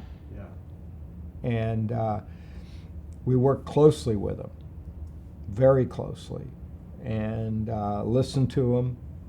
And we did some things they said that couldn't be done with the operating system, with Windows.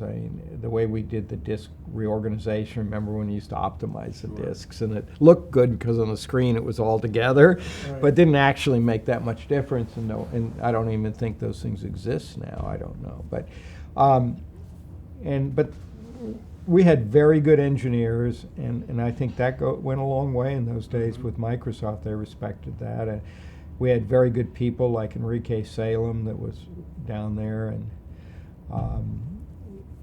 there's no one that doesn't like Enrique. You can't help but like him. He's just an amazing person. And I found him programming in a back room, actually. He's working on something called NDW, which was a front end to Windows. Remember, Windows didn't have much of it, so we had icons. So we built this product to land on top of Windows. If Windows 95 had been a little more reliable, I think we would have done a lot better with and then by 97 they'd copied all that stuff. And so our approach wasn't to get all angry and sue them. Our approach was to find opportunities, talk with them where there was, and the antivirus began to take over everything. Right. So the Michelangelo antivirus and stuff. So I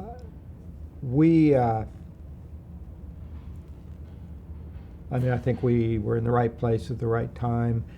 Obviously, it turned out to get into utilities security was a good idea. And certainly we would have disappeared trying to be in low-end productivity. So did those other products wither away, or did you kill them? Or? I just took the resources and put it into on the side of where we thought the future was. It wasn't necessarily popular. Someone left a bottle of vodka with a skull and crossbones, that vodka that was out for a while on my doorstep.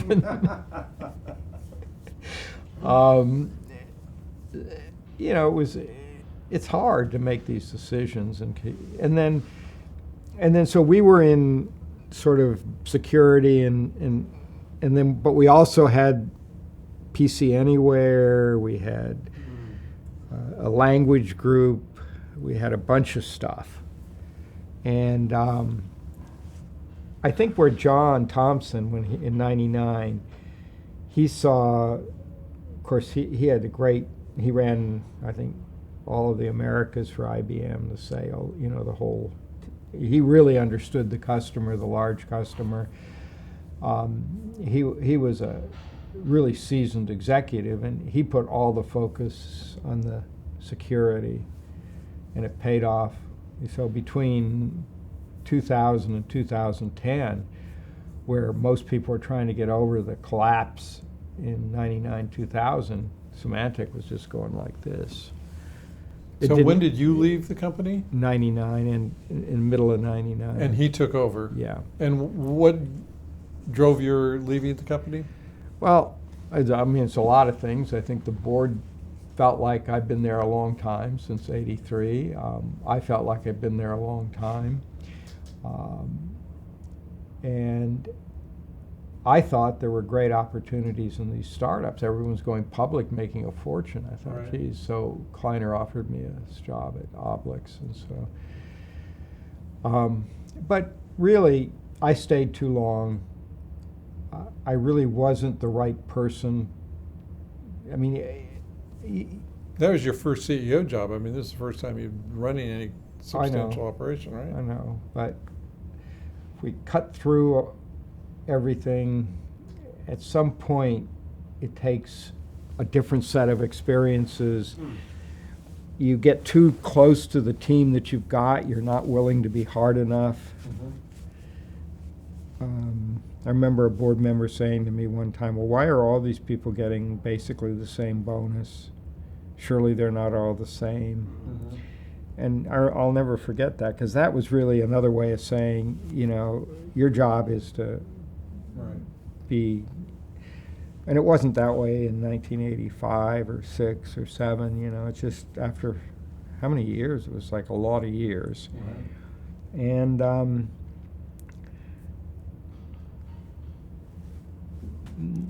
it was good. Time for a change. Certainly the company benefit. In retrospect, they couldn't have done better than getting John. John's now, the chairman of Microsoft, right? He's the guy who hired the CEO. Yeah.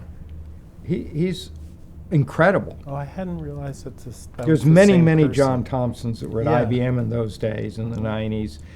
There was a technical one, but John would always say, well, of all the John Thompsons, I'm the tall black one. He is, he's a stud. And then after him, Enrique. So Enrique came to Obelix with me, and then he got recruited to a company to be CEO that then Symantec immediately bought. He was back at Symantec. I think they realized that maybe there was room for improvement, but you know, they kept the CFO actually. They realized they got Enrique back, and Enrique took over as CEO after John. So what was Obelix? What were you brought in to do? What was the state of the company at the time? What? Well, if I'd known if I'd done more work on it. So Obelix was a group of people who wanted to use LDAP directories. They thought this architecture was important. And Will Hurst was really into it. He's the guy at Kleiner who invested. He was a partner for a while at Kleiner. And Will invested. And so, you know, Will would show up with champagne, and Rhonda thought it would be good to hang out with Will Hurst. And this looked like a good company. But so I didn't probably do enough due diligence, but they had real good talent there, and they were doing a name and address system for corporations to keep track of their employees and their phone numbers and stuff. A ridiculous business. I mean, most people would get this a guy. This is 1990? 1999. Most people would buy a database and get someone to program it a couple days and have some assistant enter everyone in. I mean, this was still silly. But the LDAP directories were an important architecture, and identity management was becoming more important. So Integrity was the leader in access control and identity kind of stuff. So they were in our offices one Friday, and because we had some experience working with LDAP directories, and we were talking about how we might work together. So I was listening to a little bit of it and what they did. So I came in on Monday and said, we're going to do what they do, only we're going to do it better. And we did. I mean, we did do well, and Enrique in there running engineering made a big difference. We got rid of some people. It turned out there were some great, Nan Mulchandani was one of the original people.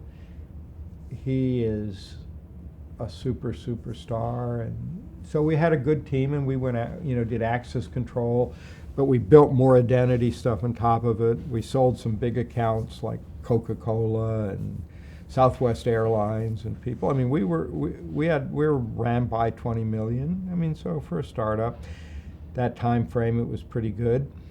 But then, so Integrity, meanwhile, was really getting hammered. And so when it was us and them, that was good. The CEO was actually, on September 11th, a number of years ago, missed his flight to LA, one of the planes, raced to the next plane and they wouldn't let him on. And I think that shook him up. I don't know. But he was a good guy.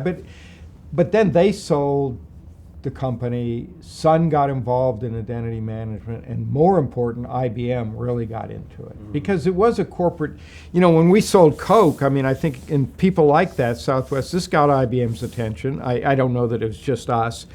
But they saw it as important. They bought a company in Austin. And then it became a lot harder. Now you're up against the big guns. Yeah, well, it's one thing to be up against. So when we were doing this at Symantec against software publishing, that's one thing. It's another thing to do it in a world where PCs are very critical, and these are server-based solutions, and the world was just completely different in 2001 than it was, or 2003, than it was in there. I mean, it took, and so why John was so great at Symantec is he understood how to sell to these people. So you slid through the .com bust? Well, I went to Obelix and we were getting our act together during the worst part. We were so small, we had funding, so we didn't really have to deal with it. Meanwhile, the one thing that was strong was security.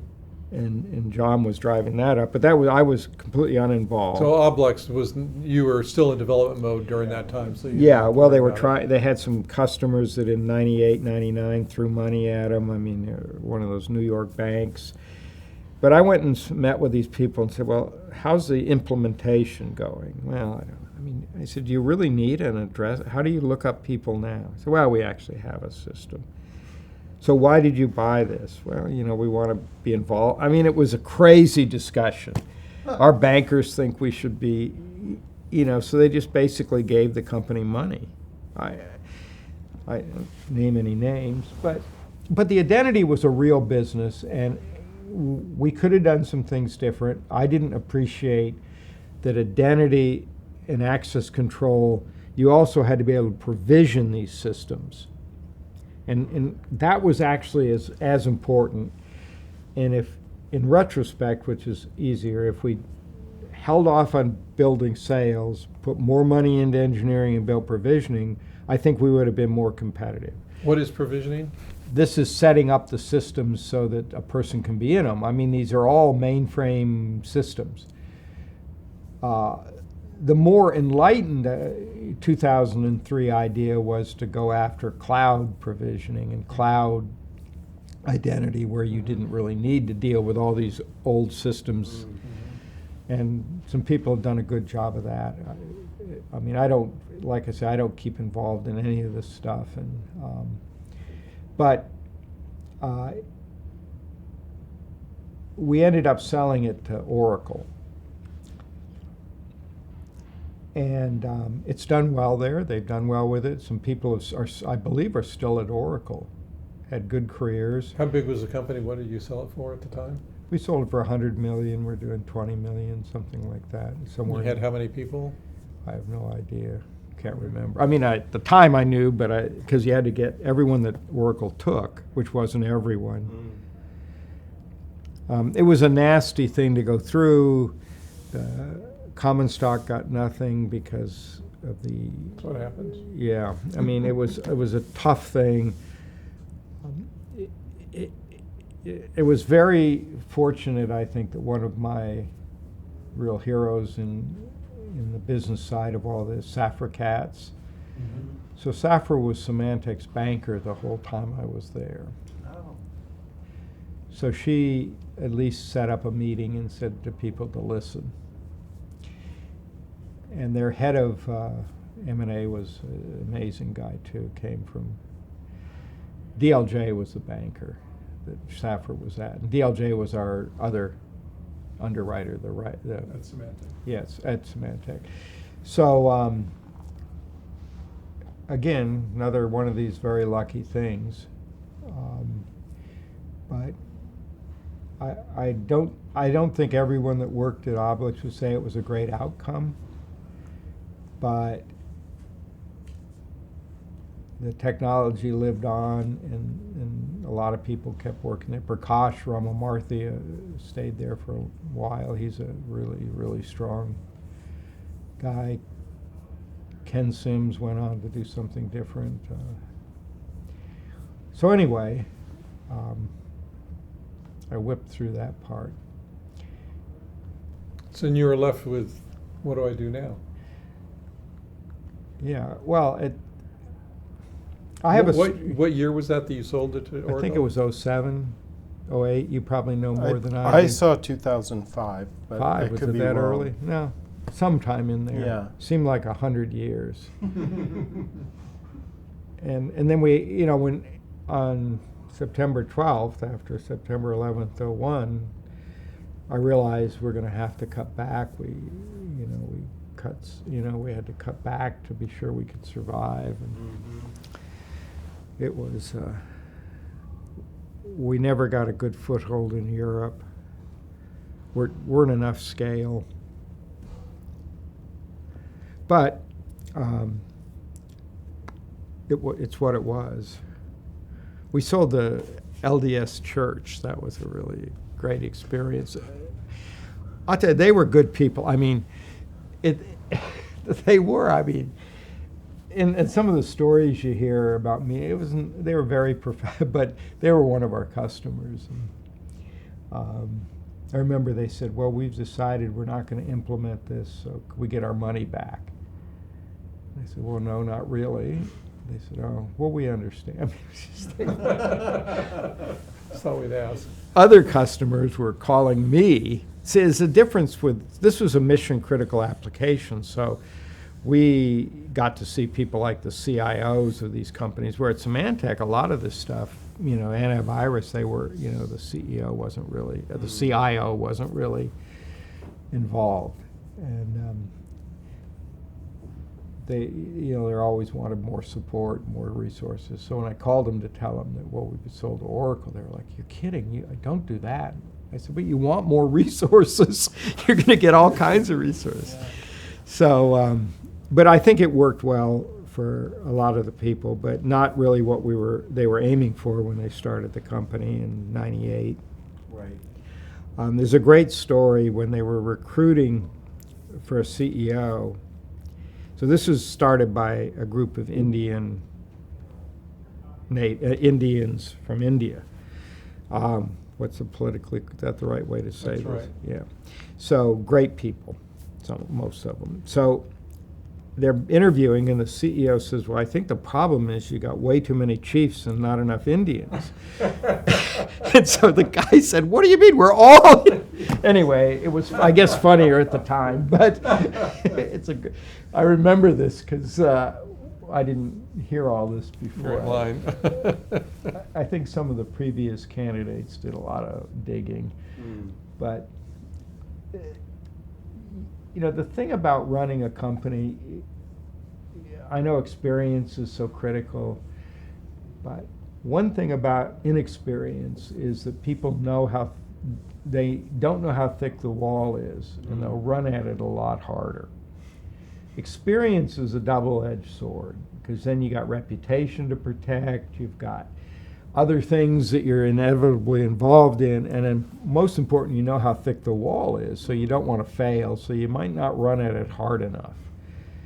And I think if you look at the great successes in the Valley, these are people who ran at the wall really hard. They didn't weren't going to get concerned with the fact that it's going to hurt, that it's hard, and I think youth is more likely to have that. I don't know. I don't think you could have hired a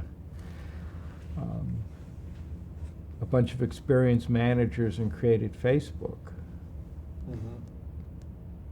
You know, this is something for the elitist Ivy League schools. Are you kidding me? So anyway, I have that bias, so I think I'd never entertain any. I mean, there's other opportunities, but I never entertain. I think it's time to get to a certain point. It's good to go help startups and Could you talk about some of that activity that you've done since the Oracle acquisition? I worked with.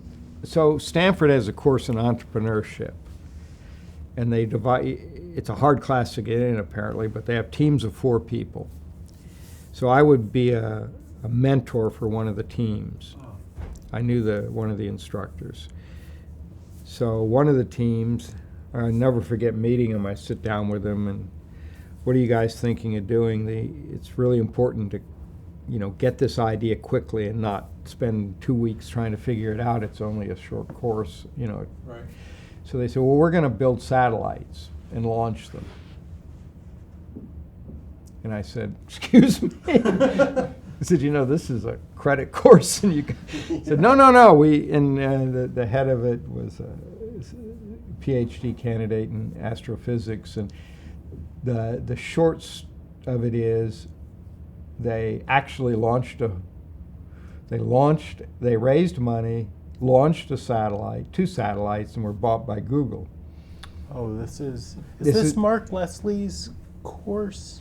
Does Mark Leslie teach you? Yeah, he probably takes full credit for that. But well, but in the course, is he involved? Yes, with that course? It's what's the one I know lives down in Pebble Beach or has a house down there, like Audrey McLean. Okay. It's her course. Okay. This is a great course, and it's one of the things about Stanford that makes them different is that they can get these people, and then you get the people who critique at the end. They present to real VCs, Right. Ted Schlein, people like that, and it's just a different environment. But that was one of the really fun experiences. Another one's in quantum computing that I've been involved with, and this is an interesting area. I've learned a lot about it, but they're still chugging. They just raised money at a pretty good valuation. I mean, is this Rigetti or no, a different one? That's one of the one of the competitors. One of the people that are in this whole. So if Google or Microsoft or one of these people deliver on the hardware, then there's going to be an opportunity. There are definitely going to be problems that will be solved, I think, by quantum computing that can't be solved practically. But it's harder than you think to do that. I mean, it's harder. There's a lot of problems that they can solve almost as well with, just simulating it. You can solve a lot of problems that you would think give you a huge win with quantum, but you don't get that win. There's a company up in Vancouver that makes hardware. One of the challenges, the hardware has to run at almost absolute zero. And that's the easiest problem. And the interference between, it's a complicated problem, but they're working on it. A lot of people are working at it. So IBM, Microsoft, Google, you got to say that those 3 people, if they put their mind to it, I think it gets solved. It's different than the PC, though. People say, well, in the 70s, the PC world, it must have been the same kind of feeling, but it's different because there are real physics problems that have to be solved here. Much bigger. Yeah, we had microprocessors. We understood how to build computers. We understood the programming methodology. You could do it in your garage. Yeah, I mean, people could do this, so. So what about any of your own investments, or have what kind of work have you done in that regard? I don't invest our own money hardly ever. We invested in the satellite company. That turned out well. We invested a little bit in the quantum thing. We'll see how that goes. Mostly I help in turn for a small amount of equity, and we've invested in venture funds.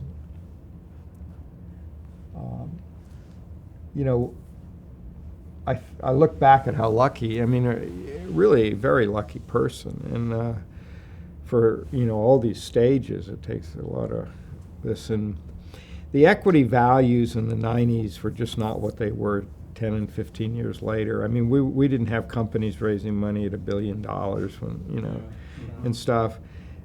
So there are, a lot of people who have made a lot more money, but they probably haven't had any more fun. I don't think it's fun when the government is so interested. I think that would be pretty crazy stuff to have to go through. I don't believe that, we talked about that, companies aren't going to be in such a position they can't be, there's no competition because the technology does change. So would I have been smart enough to invest in software, Facebook?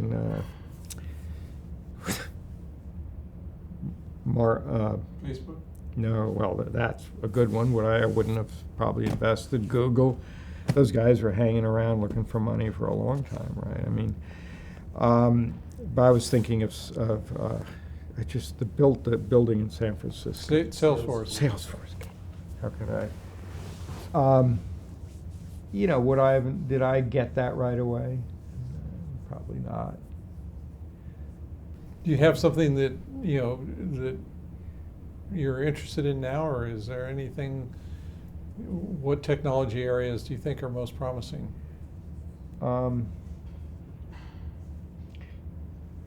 I think that probably there's a huge opportunity in the whole medical area.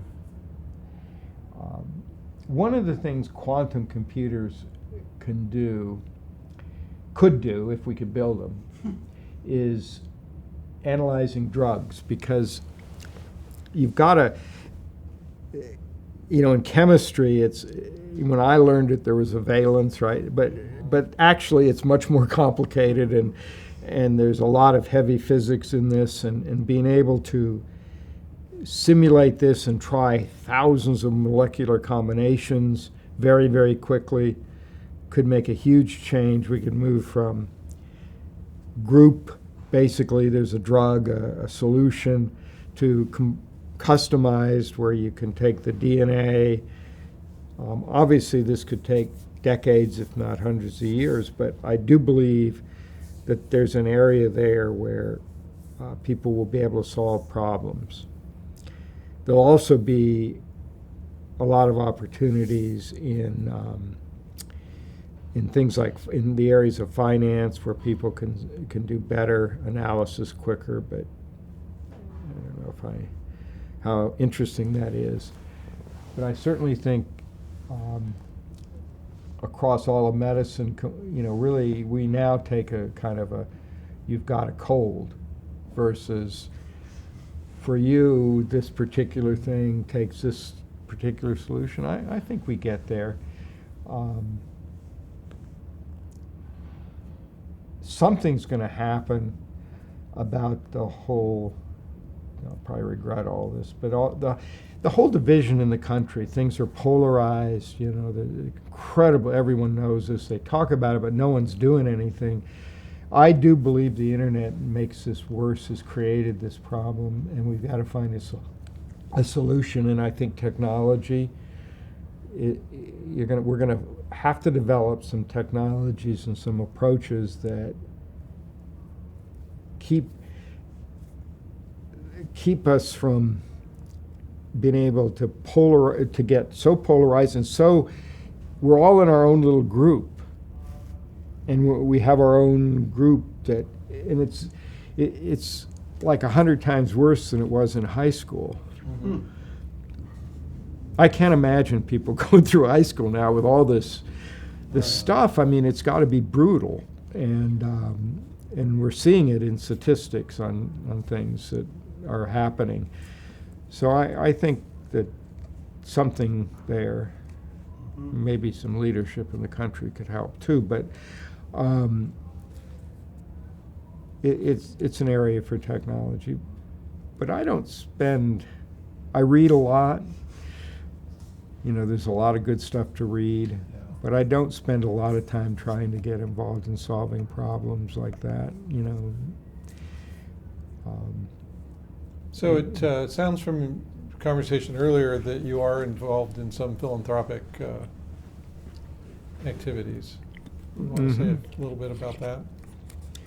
Well, I live in a great area, Monterey Bay, there's Carmel, there's all these in Monterey. But there's a lot of problems there. So I've been involved with the UC Monterey Bay, USC, what is it? State. UCSC? Or the I can never get the initial, drives the president crazy. UCSMB. State University of Monterey Bay. Oh, right. It's one of the many state universities, and most of them are similar, and there's a great opportunity. I mean, a huge percentage of the people in Monterey and the adjoining counties aren't qualified out of high school to go there. Think about that. And if you look at it on minority groups, it's much worse. So I spend time with that. We spend time on the Boys and Girls Club trying to support them. We think does great work down there. And of course, you got to support the hospital. So to me, those three things are really important.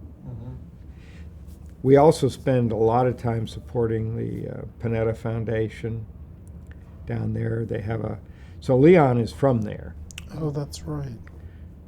Who had the best job in the world. He ran the CIA. I mean, how cool would that be? I mean, just for a week. Just to know. I mean, he's a great guy. Yeah. His son is our congressman, actually, Jimmy. Yeah. So they have an institute there, and they focus on kids, educating them on politics, getting them internships in Washington. It's very bipartisan, bring in speakers, give awards to people who have served the country. And so we do donate a lot to that and support them in every way we can. And then I'm very involved in philately, this stamp collecting stuff. Yeah, tell me, where did that come from, and what have you focused on? And well, this is ultra nerdy if you're not involved, but so I was a stamp collector as a kid, and then you stop collecting in college, and you had girls and college and all this stuff, and then as you get a little bit more resources, some of them get back in, some don't. That's how it trends with almost everyone I know. And of course, there's less kids getting involved now, so it's a little. Every hobby, every one of these kind of groups has this kind of scary situation. But I focus on the first two stamp issues of the U.S. and there's exhibitions and where you compete, and it's a lot of fun, a lot of good people.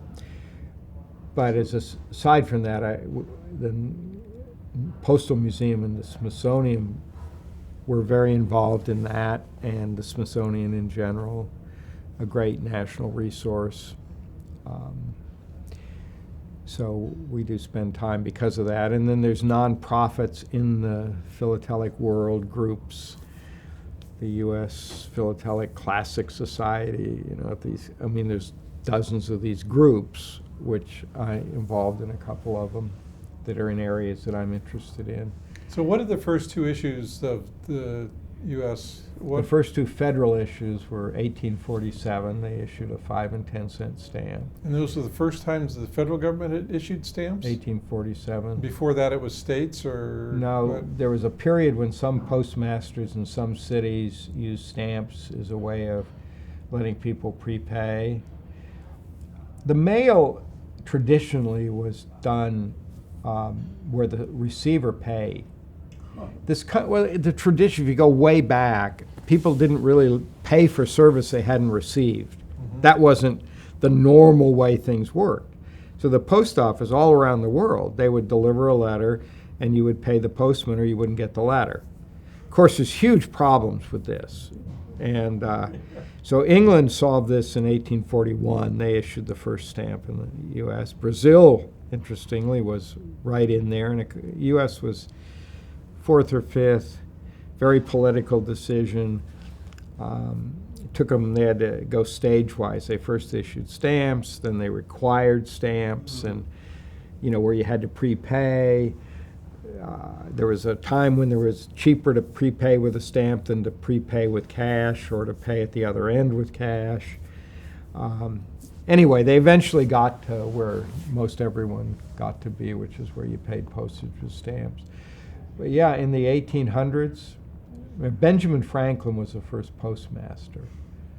And you probably don't remember that, but it is a true. Slipped my mind. Yeah, well, they do this kind of stuff, these histories at the Postal Museum too. And there are a lot of people who you'd be surprised are collectors. And if you want to spend a few $1 million, Bill Gross's first of his $60 million collections going on auction next month. So 1847 was the first one? Yeah. And when was the second one? 1851. So that was a 5 and 10 cent, and the postal rates were 5 cents for under 300 miles. You're really interested. And it was 10 cents Trying to educate our audience. over 300 miles, and then over 3,000 was 40 cents. So, in other words, to California it was 40 cents. And that's a huge amount Huge of amount money. of money. I mean, this was serious amounts of money, and that was per half ounce. Jeez. Well, it was a lot more expensive before that. Really? Right. So this is a whole social history issue that originally postage was for the royal family, the kings, and and the communicating, and they had mail runners, and the real people who do real work didn't really participate. Mm-hmm. And then they would begin to have a postal system as there was more upper class and more people who afford. If you watch Downton Abbey, they always would put the mail in the sort of preview of it. They'd drop letters on the thing anyway. So those people communicated by mail because they could afford it, but most people didn't. And also in this country, families never left where they were born. It wasn't until the expansion of the West, the free land, the gold rush, that it really became important. And as commerce came up, it became more, postal system. That's the way people did contracts. They'd send a letter, and these letters would be copied twice. So they had there were no Xerox machines or anything. Somebody have to write it out So twice. and these were all men, by the way, that did all this work, because of course women didn't work in those days, and it's an interesting history, a social history of. But in England, there were people who were really pushing hard to get the price down so average people could communicate with their families and businesses. So they introduced the penny black was the first stamp. You've probably seen pictures of it, if you probably don't remember, but it allowed a 1 penny for a letter, half-ounce letter. International mail, like to England in the 1850s, was about 24 cents, plus that was the to get on the ship. There were huge issues between whether English would dominate the mail or the U.S. and so I mean, on and on. I find it interesting. My wife finds it extraordinarily boring, but she's a great proofreader of these exhibits. She's an amazing, and sometimes have long arguments about some of these words.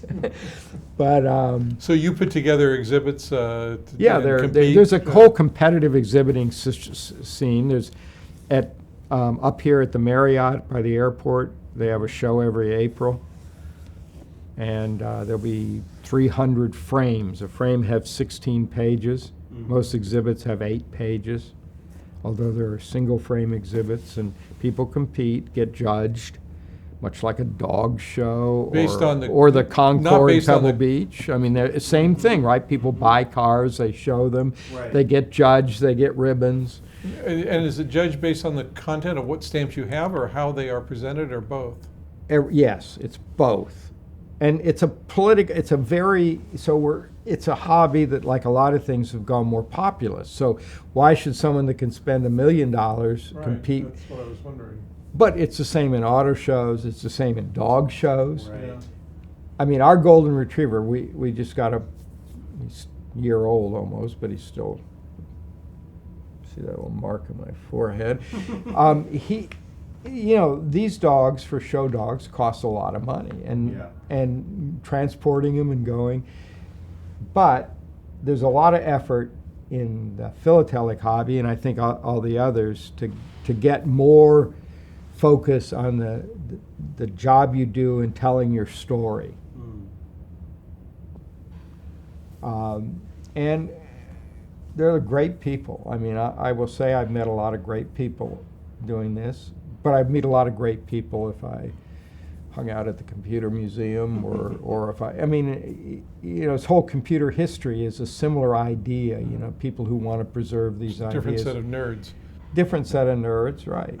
And it's a different set but nerd really means you're specialized, you're in a, what's the word for, you're Siloed. Siloed, that's Yeah. the word I was looking for. You're siloed in a hobby, and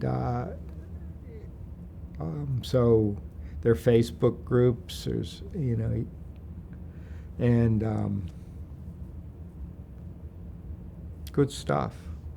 I think hobbies are good. There's a lot of research on this. Hobbies are good for your health, good for your mind. People who are just fanatic about puzzles. I was reading something on the founder of Facebook the other day. He and his wife are into games. Challenging board games. Mm-hmm. So it's really There's a whole puzzle community, as puzzles, you say, yeah. that's very devoted. Well, we do 2,000-piece puzzles sometimes at the holidays, and people have 10,000, 20,000. I mean, where do they find a table? How do they actually do this? And then there's two-sided, where they're both, the picture's 90 degrees. Oh, yeah. And so people are really into this, and I think it's a good thing. We don't value leisure in the same way. My wife's been involved in the art museum in Monterey, and there's an art center, right? I mean, photography and painting. With the earthquake, a lot of the artists came down to Carmel. And yet, attendance at these museums and stuff, try to get, you have under 30 mixers, getting people. Yeah. Yeah, we have the same issues. Yeah, I mean, our son, he just needs a computer, video game. Hope you're watching this, Keith. He's in law school now, but I'm sure he's playing a lot of video games. So is what there of all those things, what do you look back on most fondly or feel proudest of, or sort of what did you Well, I feel really proud of how Semantic turned out. It's been in business 25 years, going on 30. It's still in business, independent company. but it wasn't what I did. I mean, it's everyone says this, but it's honestly true. There's a lot of people who build something, and a whole bunch of people that don't get any visibility, that are lost in the history of something. Right. That's why I like that book about about Silicon Valley. I thought it highlighted some people that Unsung heroes. yeah. I keep forgetting the name of Troublemakers. Troublemakers. Yeah. But I'm really proud of what Symantec turned out to be. I can do 100. I think spent a lot of time just sort of thinking about what I might do differently if I'd doing it over. I think Oblix was a great effort by a lot of really good people, and I certainly think about what I'd do different. What about the venture capital industry? How has that evolved and changed, and what's your observation of the current state of that part of the equation? Well, I think there appears, I'm not involved, and I've really not worked with a lot of VCs recently, but it seems like there's an overwhelming amount of money. So the difference between the people with money and the rest of the people is a growing problem. I don't need to tell you about traffic here, how obscene it is.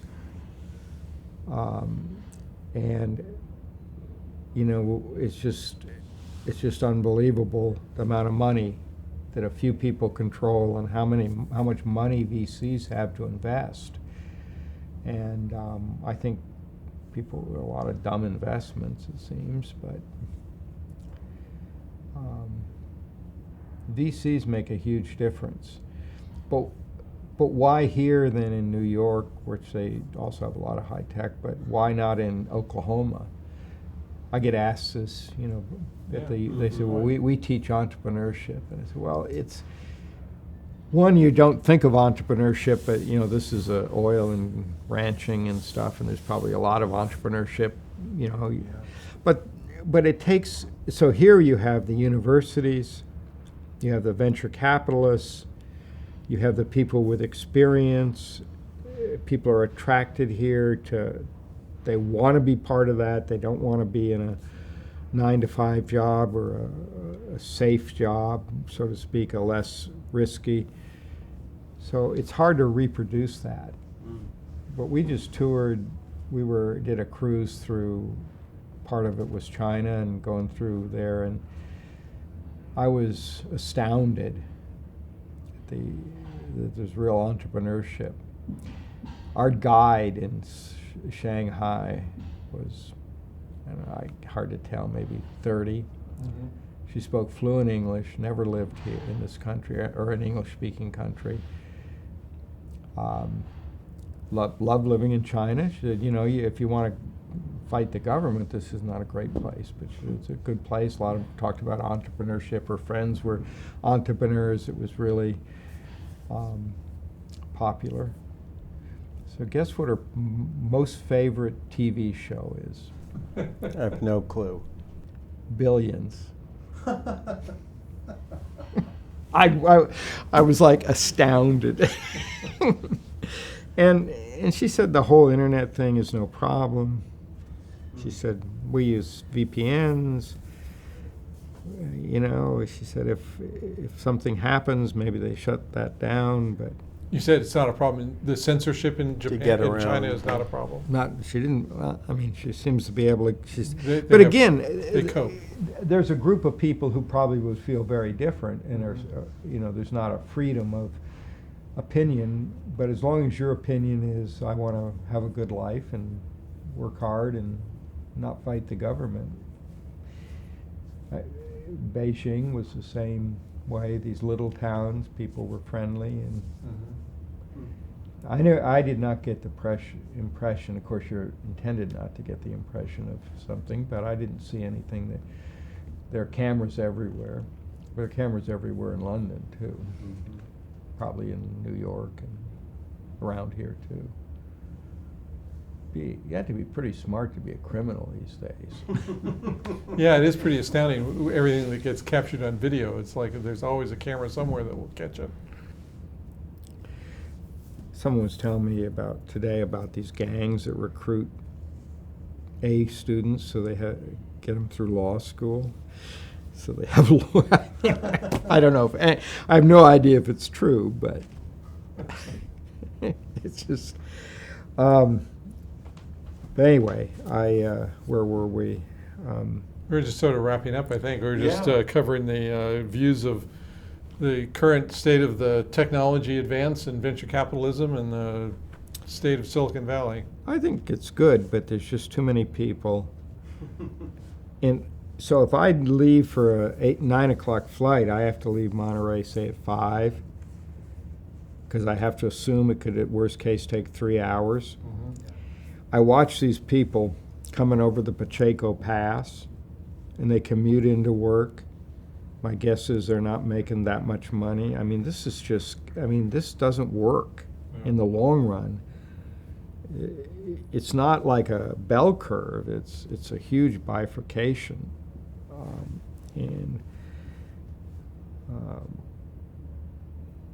I'm sure that all the billionaires are very generous, but this is more of a big picture thing. Societal problem. It is. And we need rapid transit. If there were trains from Monterey, if I could really reliably get up to San Francisco, we have season tickets to the Giants, really good tickets. I mean, and That's a trek. but we go to, it's great. StubHub's great because you can kind of you can sell them. Sell off the ones you don't want. Yeah, I sell off 90%. We give 9% to charity and 1% we use ourselves. Do you have fundraisers? If you ever need 6, these are great seats, and there's 6 tickets. Oh, wow. Right on the rail at club level, right by the announcer. I mean, so we are happy always. They're not they usually get a couple K at these auctions. You're probably looking for the 100K bottles of wine or something. Yeah, there are other opportunities I can think of. So Yeah. But yeah, the traffic here has got to be fixed. I have to drive to the city now. It'll take me 2 hours, you think? yeah, you'll be all Probably. right. It's not too bad at this time. And actually, I think of getting to the city. Of all the ways into the city, this is actually coming from the peninsula is actually the easiest one. If you have to go across the Bay Bridge or something like that, you're in. I have to do that Deep tomorrow trouble. morning. In the morning, though, going towards Yeah. there, I have to go to Berkeley. It's probably not too bad. I don't know. Should be all right. All right. Well, we should wrap up. Huh? Yeah, well, thank you so much. It's been absolutely I don't know how helpful fascinating. these are, but Very helpful. I have a real interest in sort of how this industry started, and it bugs me the things like the Kildall story. They just can't, they just can't seem to understand the bigger picture. No, I think that I'm equal fascination. I mean, even though I've been here for 50 years and lived through it all, you're in your narrow little thing and you don't really know what's going on. And so this being involved in these oral histories has been a great education and entertainment as well to really understand what's going on. Well, I think they're good. I think they're good. Be interesting to get not necessary CEOs, maybe people a level or two below, just what did they think? Yeah, when we do oral histories with a variety of people. So hopefully we want to we read some can. really interesting ones. We have a 6 or 7 of scientists working in the microelectronics industry in the Soviet Union during the 50s and 60s. And to hear what it was like on the other side, working in this industry is a fascinating. Wow, where'd you get those? We went to Russia and we interviewed them. I didn't personally, but How Our cool is colleagues that? did. yeah. Wow. That would be One of them's a Nobel Prize winner. I mean, these are, very senior people, and they're in their 80s. Some of them have probably passed away since we took them a few years ago. But there are a few comments that I remember. One of which was, the guy said, "Well, we would have made faster progress in microelectronics, except they put all the good physicists on the atomic bomb program." And it was all the case of they would graduate and they were told where to go and what to do. Yeah. They didn't have any choice, and that was largely okay. They didn't. That was if they told to do this, did you have any training in that? No. So I had to read up and figure out how to do that. The thing that they didn't like was being told to copy American microprocessors or rather than doing their own creative work. Well, Intel did a pretty good job, I think, all things considered.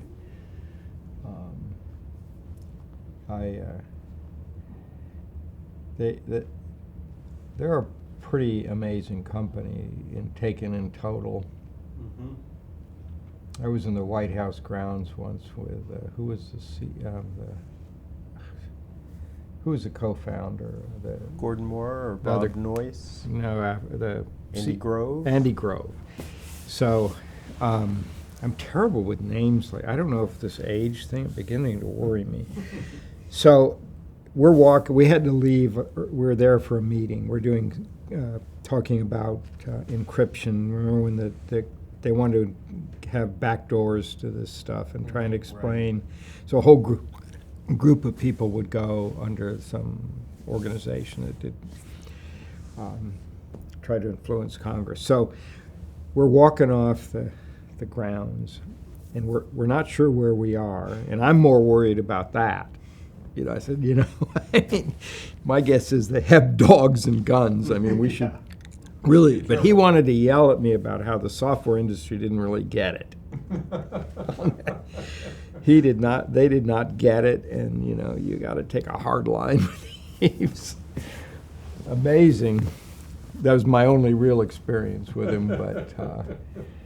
Well, Intel has been incredibly successful, although that's one of the things I've looked back on, and I thought, Intel has, despite its success, seems to have very little vision, and they got into microprocessors as a result of a customer program, and then didn't have the foresight about personal computers. They were late into personal computers. All the early ones, Apple, Commodore, everybody else used 6502s, Commodore, MOS technology products. Intel was very late to the personal computer and only won in personal computers because of the IBM deal. And they've struggled since then. That was the deal that mattered, yeah. They missed the mobile thing. If you compare them with Apple, Apple is completely different culture and reasons for success. Both of them have been successful, but Apple was, build something and they will come.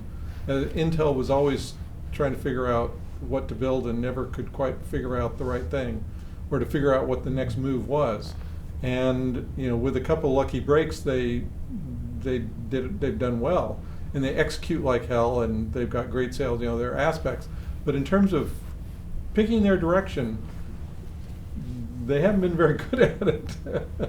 Yeah, it's a funny thing. They were smart to move from memory chips when they did to get into processors. They had no choice. But they had very few, if any, design wins with the 8080, even though the whole CPM thing was all talked about as 8080. They were all Z80s. Mm-hmm. That's virtually every computer had a Z80, not an 8080. Mm-hmm.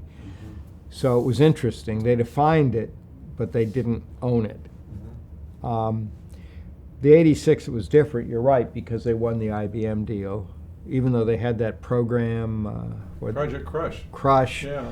But Crush didn't really close IBM. It was a separate thing, is what I've understood from people. Yeah, we have that on tape too. But who did you interview? We got the whole Crush program team. Yeah, they have probably a Crush-oriented. Who's the head of it that writes the books about this? The VC. Bill David Dow. David Dow. Yeah.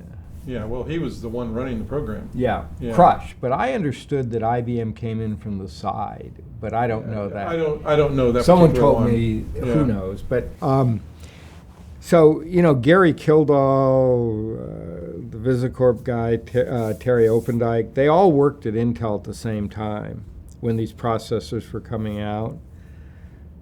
I think Gary was a consultant. I think Yeah, that's Gary. right. Yeah. I mean, in that meeting, the Gary Kildall memorial thing, Were you there? yeah, I had arranged the video. I took all the pictures. Oh, I apologize for not. I was up here at the Marriott, and I drove down, raced through that thing, and left. Yeah, So the guy that was on my far right drives me crazy because he's just so wrong about this stuff. Anyway, go ahead. So the guy from Intel that was at National,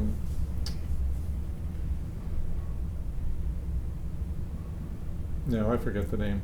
Anyway, he was very complimentary of Gary and said, one could say that Gary saved Intel because of the software on the.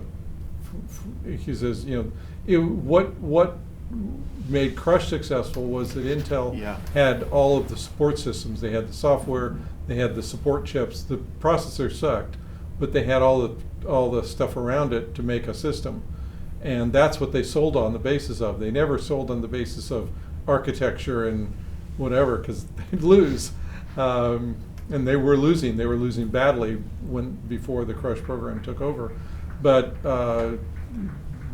yeah, he made the comment that to some extent you could say that Intel was successful because of Gary, because of the software that he supplied. He supplied the software for the MDS systems. He provided PL1, He provided. and actually the one PL1 that ran, PLM that ran on that system was rewritten. He didn't write that. The version he wrote was in Fortran and ran on mainframe. It had to have Fortran to run it. Yeah, but Or I mean, you had to have a Fortran compiler and whatever targets it could target, it could run. I'd have to go back and look at the details, but he was very clear that was Gary's work was a key success factor for Intel. Well, that was a very upbeat thing. There was no reason to try to balance the pluses and minuses. He didn't have to. I mean, off camera, he was eager to tell that story. Well, I think there's some truth in that, but Gary's only involvement, it wasn't in the operating system, it was in the PLM compiler that he wrote to prove, and the reason PLM, that was it. That's what he wrote, right? Yeah. I sometimes say PL1 when I mean PLM. PLM was the thing that he was referring to. PLM was important, but so was the operating system and those development systems. I think Gary was extraordinarily important in the industry, the CPM. It was unfortunate that he didn't really care about building a business or get someone that would build a business. And he had a great vision and was a great engineer, if you will. I mean, he could build. He was a great stuff. programmer. He got off on this kick about Lego, and he built this whole Lego system. I didn't hear that. Oh, I'm not sure I know what that is. That's the graphics things for kids that would work on characters, and it's a programming language called Lego. Oh. He wrote a whole Lego system that would run on CPM. I see. Then he decided this PL1 compiler was unbelievable. When he wrote an assembler for the 86,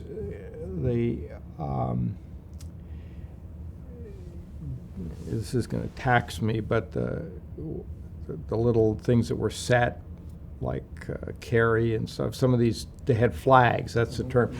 So, and you had to clear them in some situations, and so it became, in compilers particularly, it could become very wasteful. But he wrote his assembler, and then he used this global flow analysis to be sure that they never cleared a flag that was already cleared, because they could do an analysis of the whole program. I mean, he was amazing in many, many ways, and he was a pretty good athlete, good water skier. He was definitely charming, would be an understatement.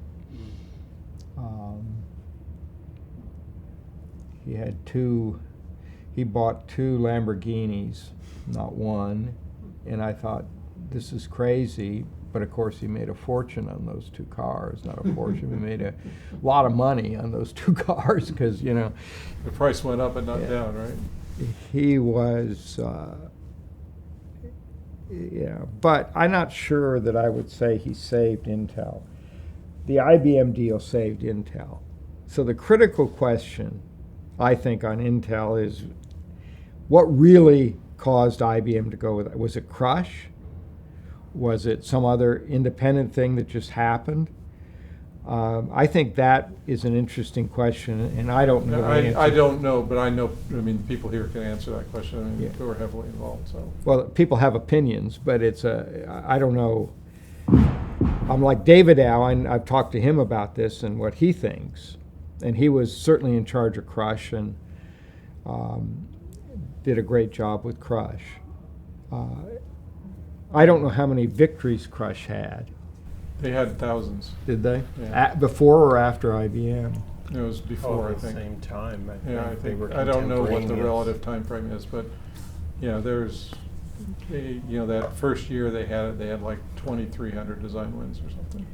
So another guy that was there during all this was Jim Lawley. Well, yeah. You know Jim? I don't know him, but I've heard his name so many times that it feels like I do. Funny it comes up. He's sort of an obscure guy now. He was on the board of Symantec with John Doerr for a while. He was a Intel guy, and he had some opinions. I don't know. I mean, I wasn't there. My only contact with Intel was going to the back door and buying an 8080 instruction document. You know, you didn't just get these online, right? You had to buy one, you had to find one. And I drove all the way up to Intel from Monterey and bought one so that I had all the instructions. This is before they had the cards. You know, like the IBM had the green card and the yellow card. Yeah. I'm sure they continue to have those with the processors. Intel didn't produce those right away for the chips. So you had to buy a manual.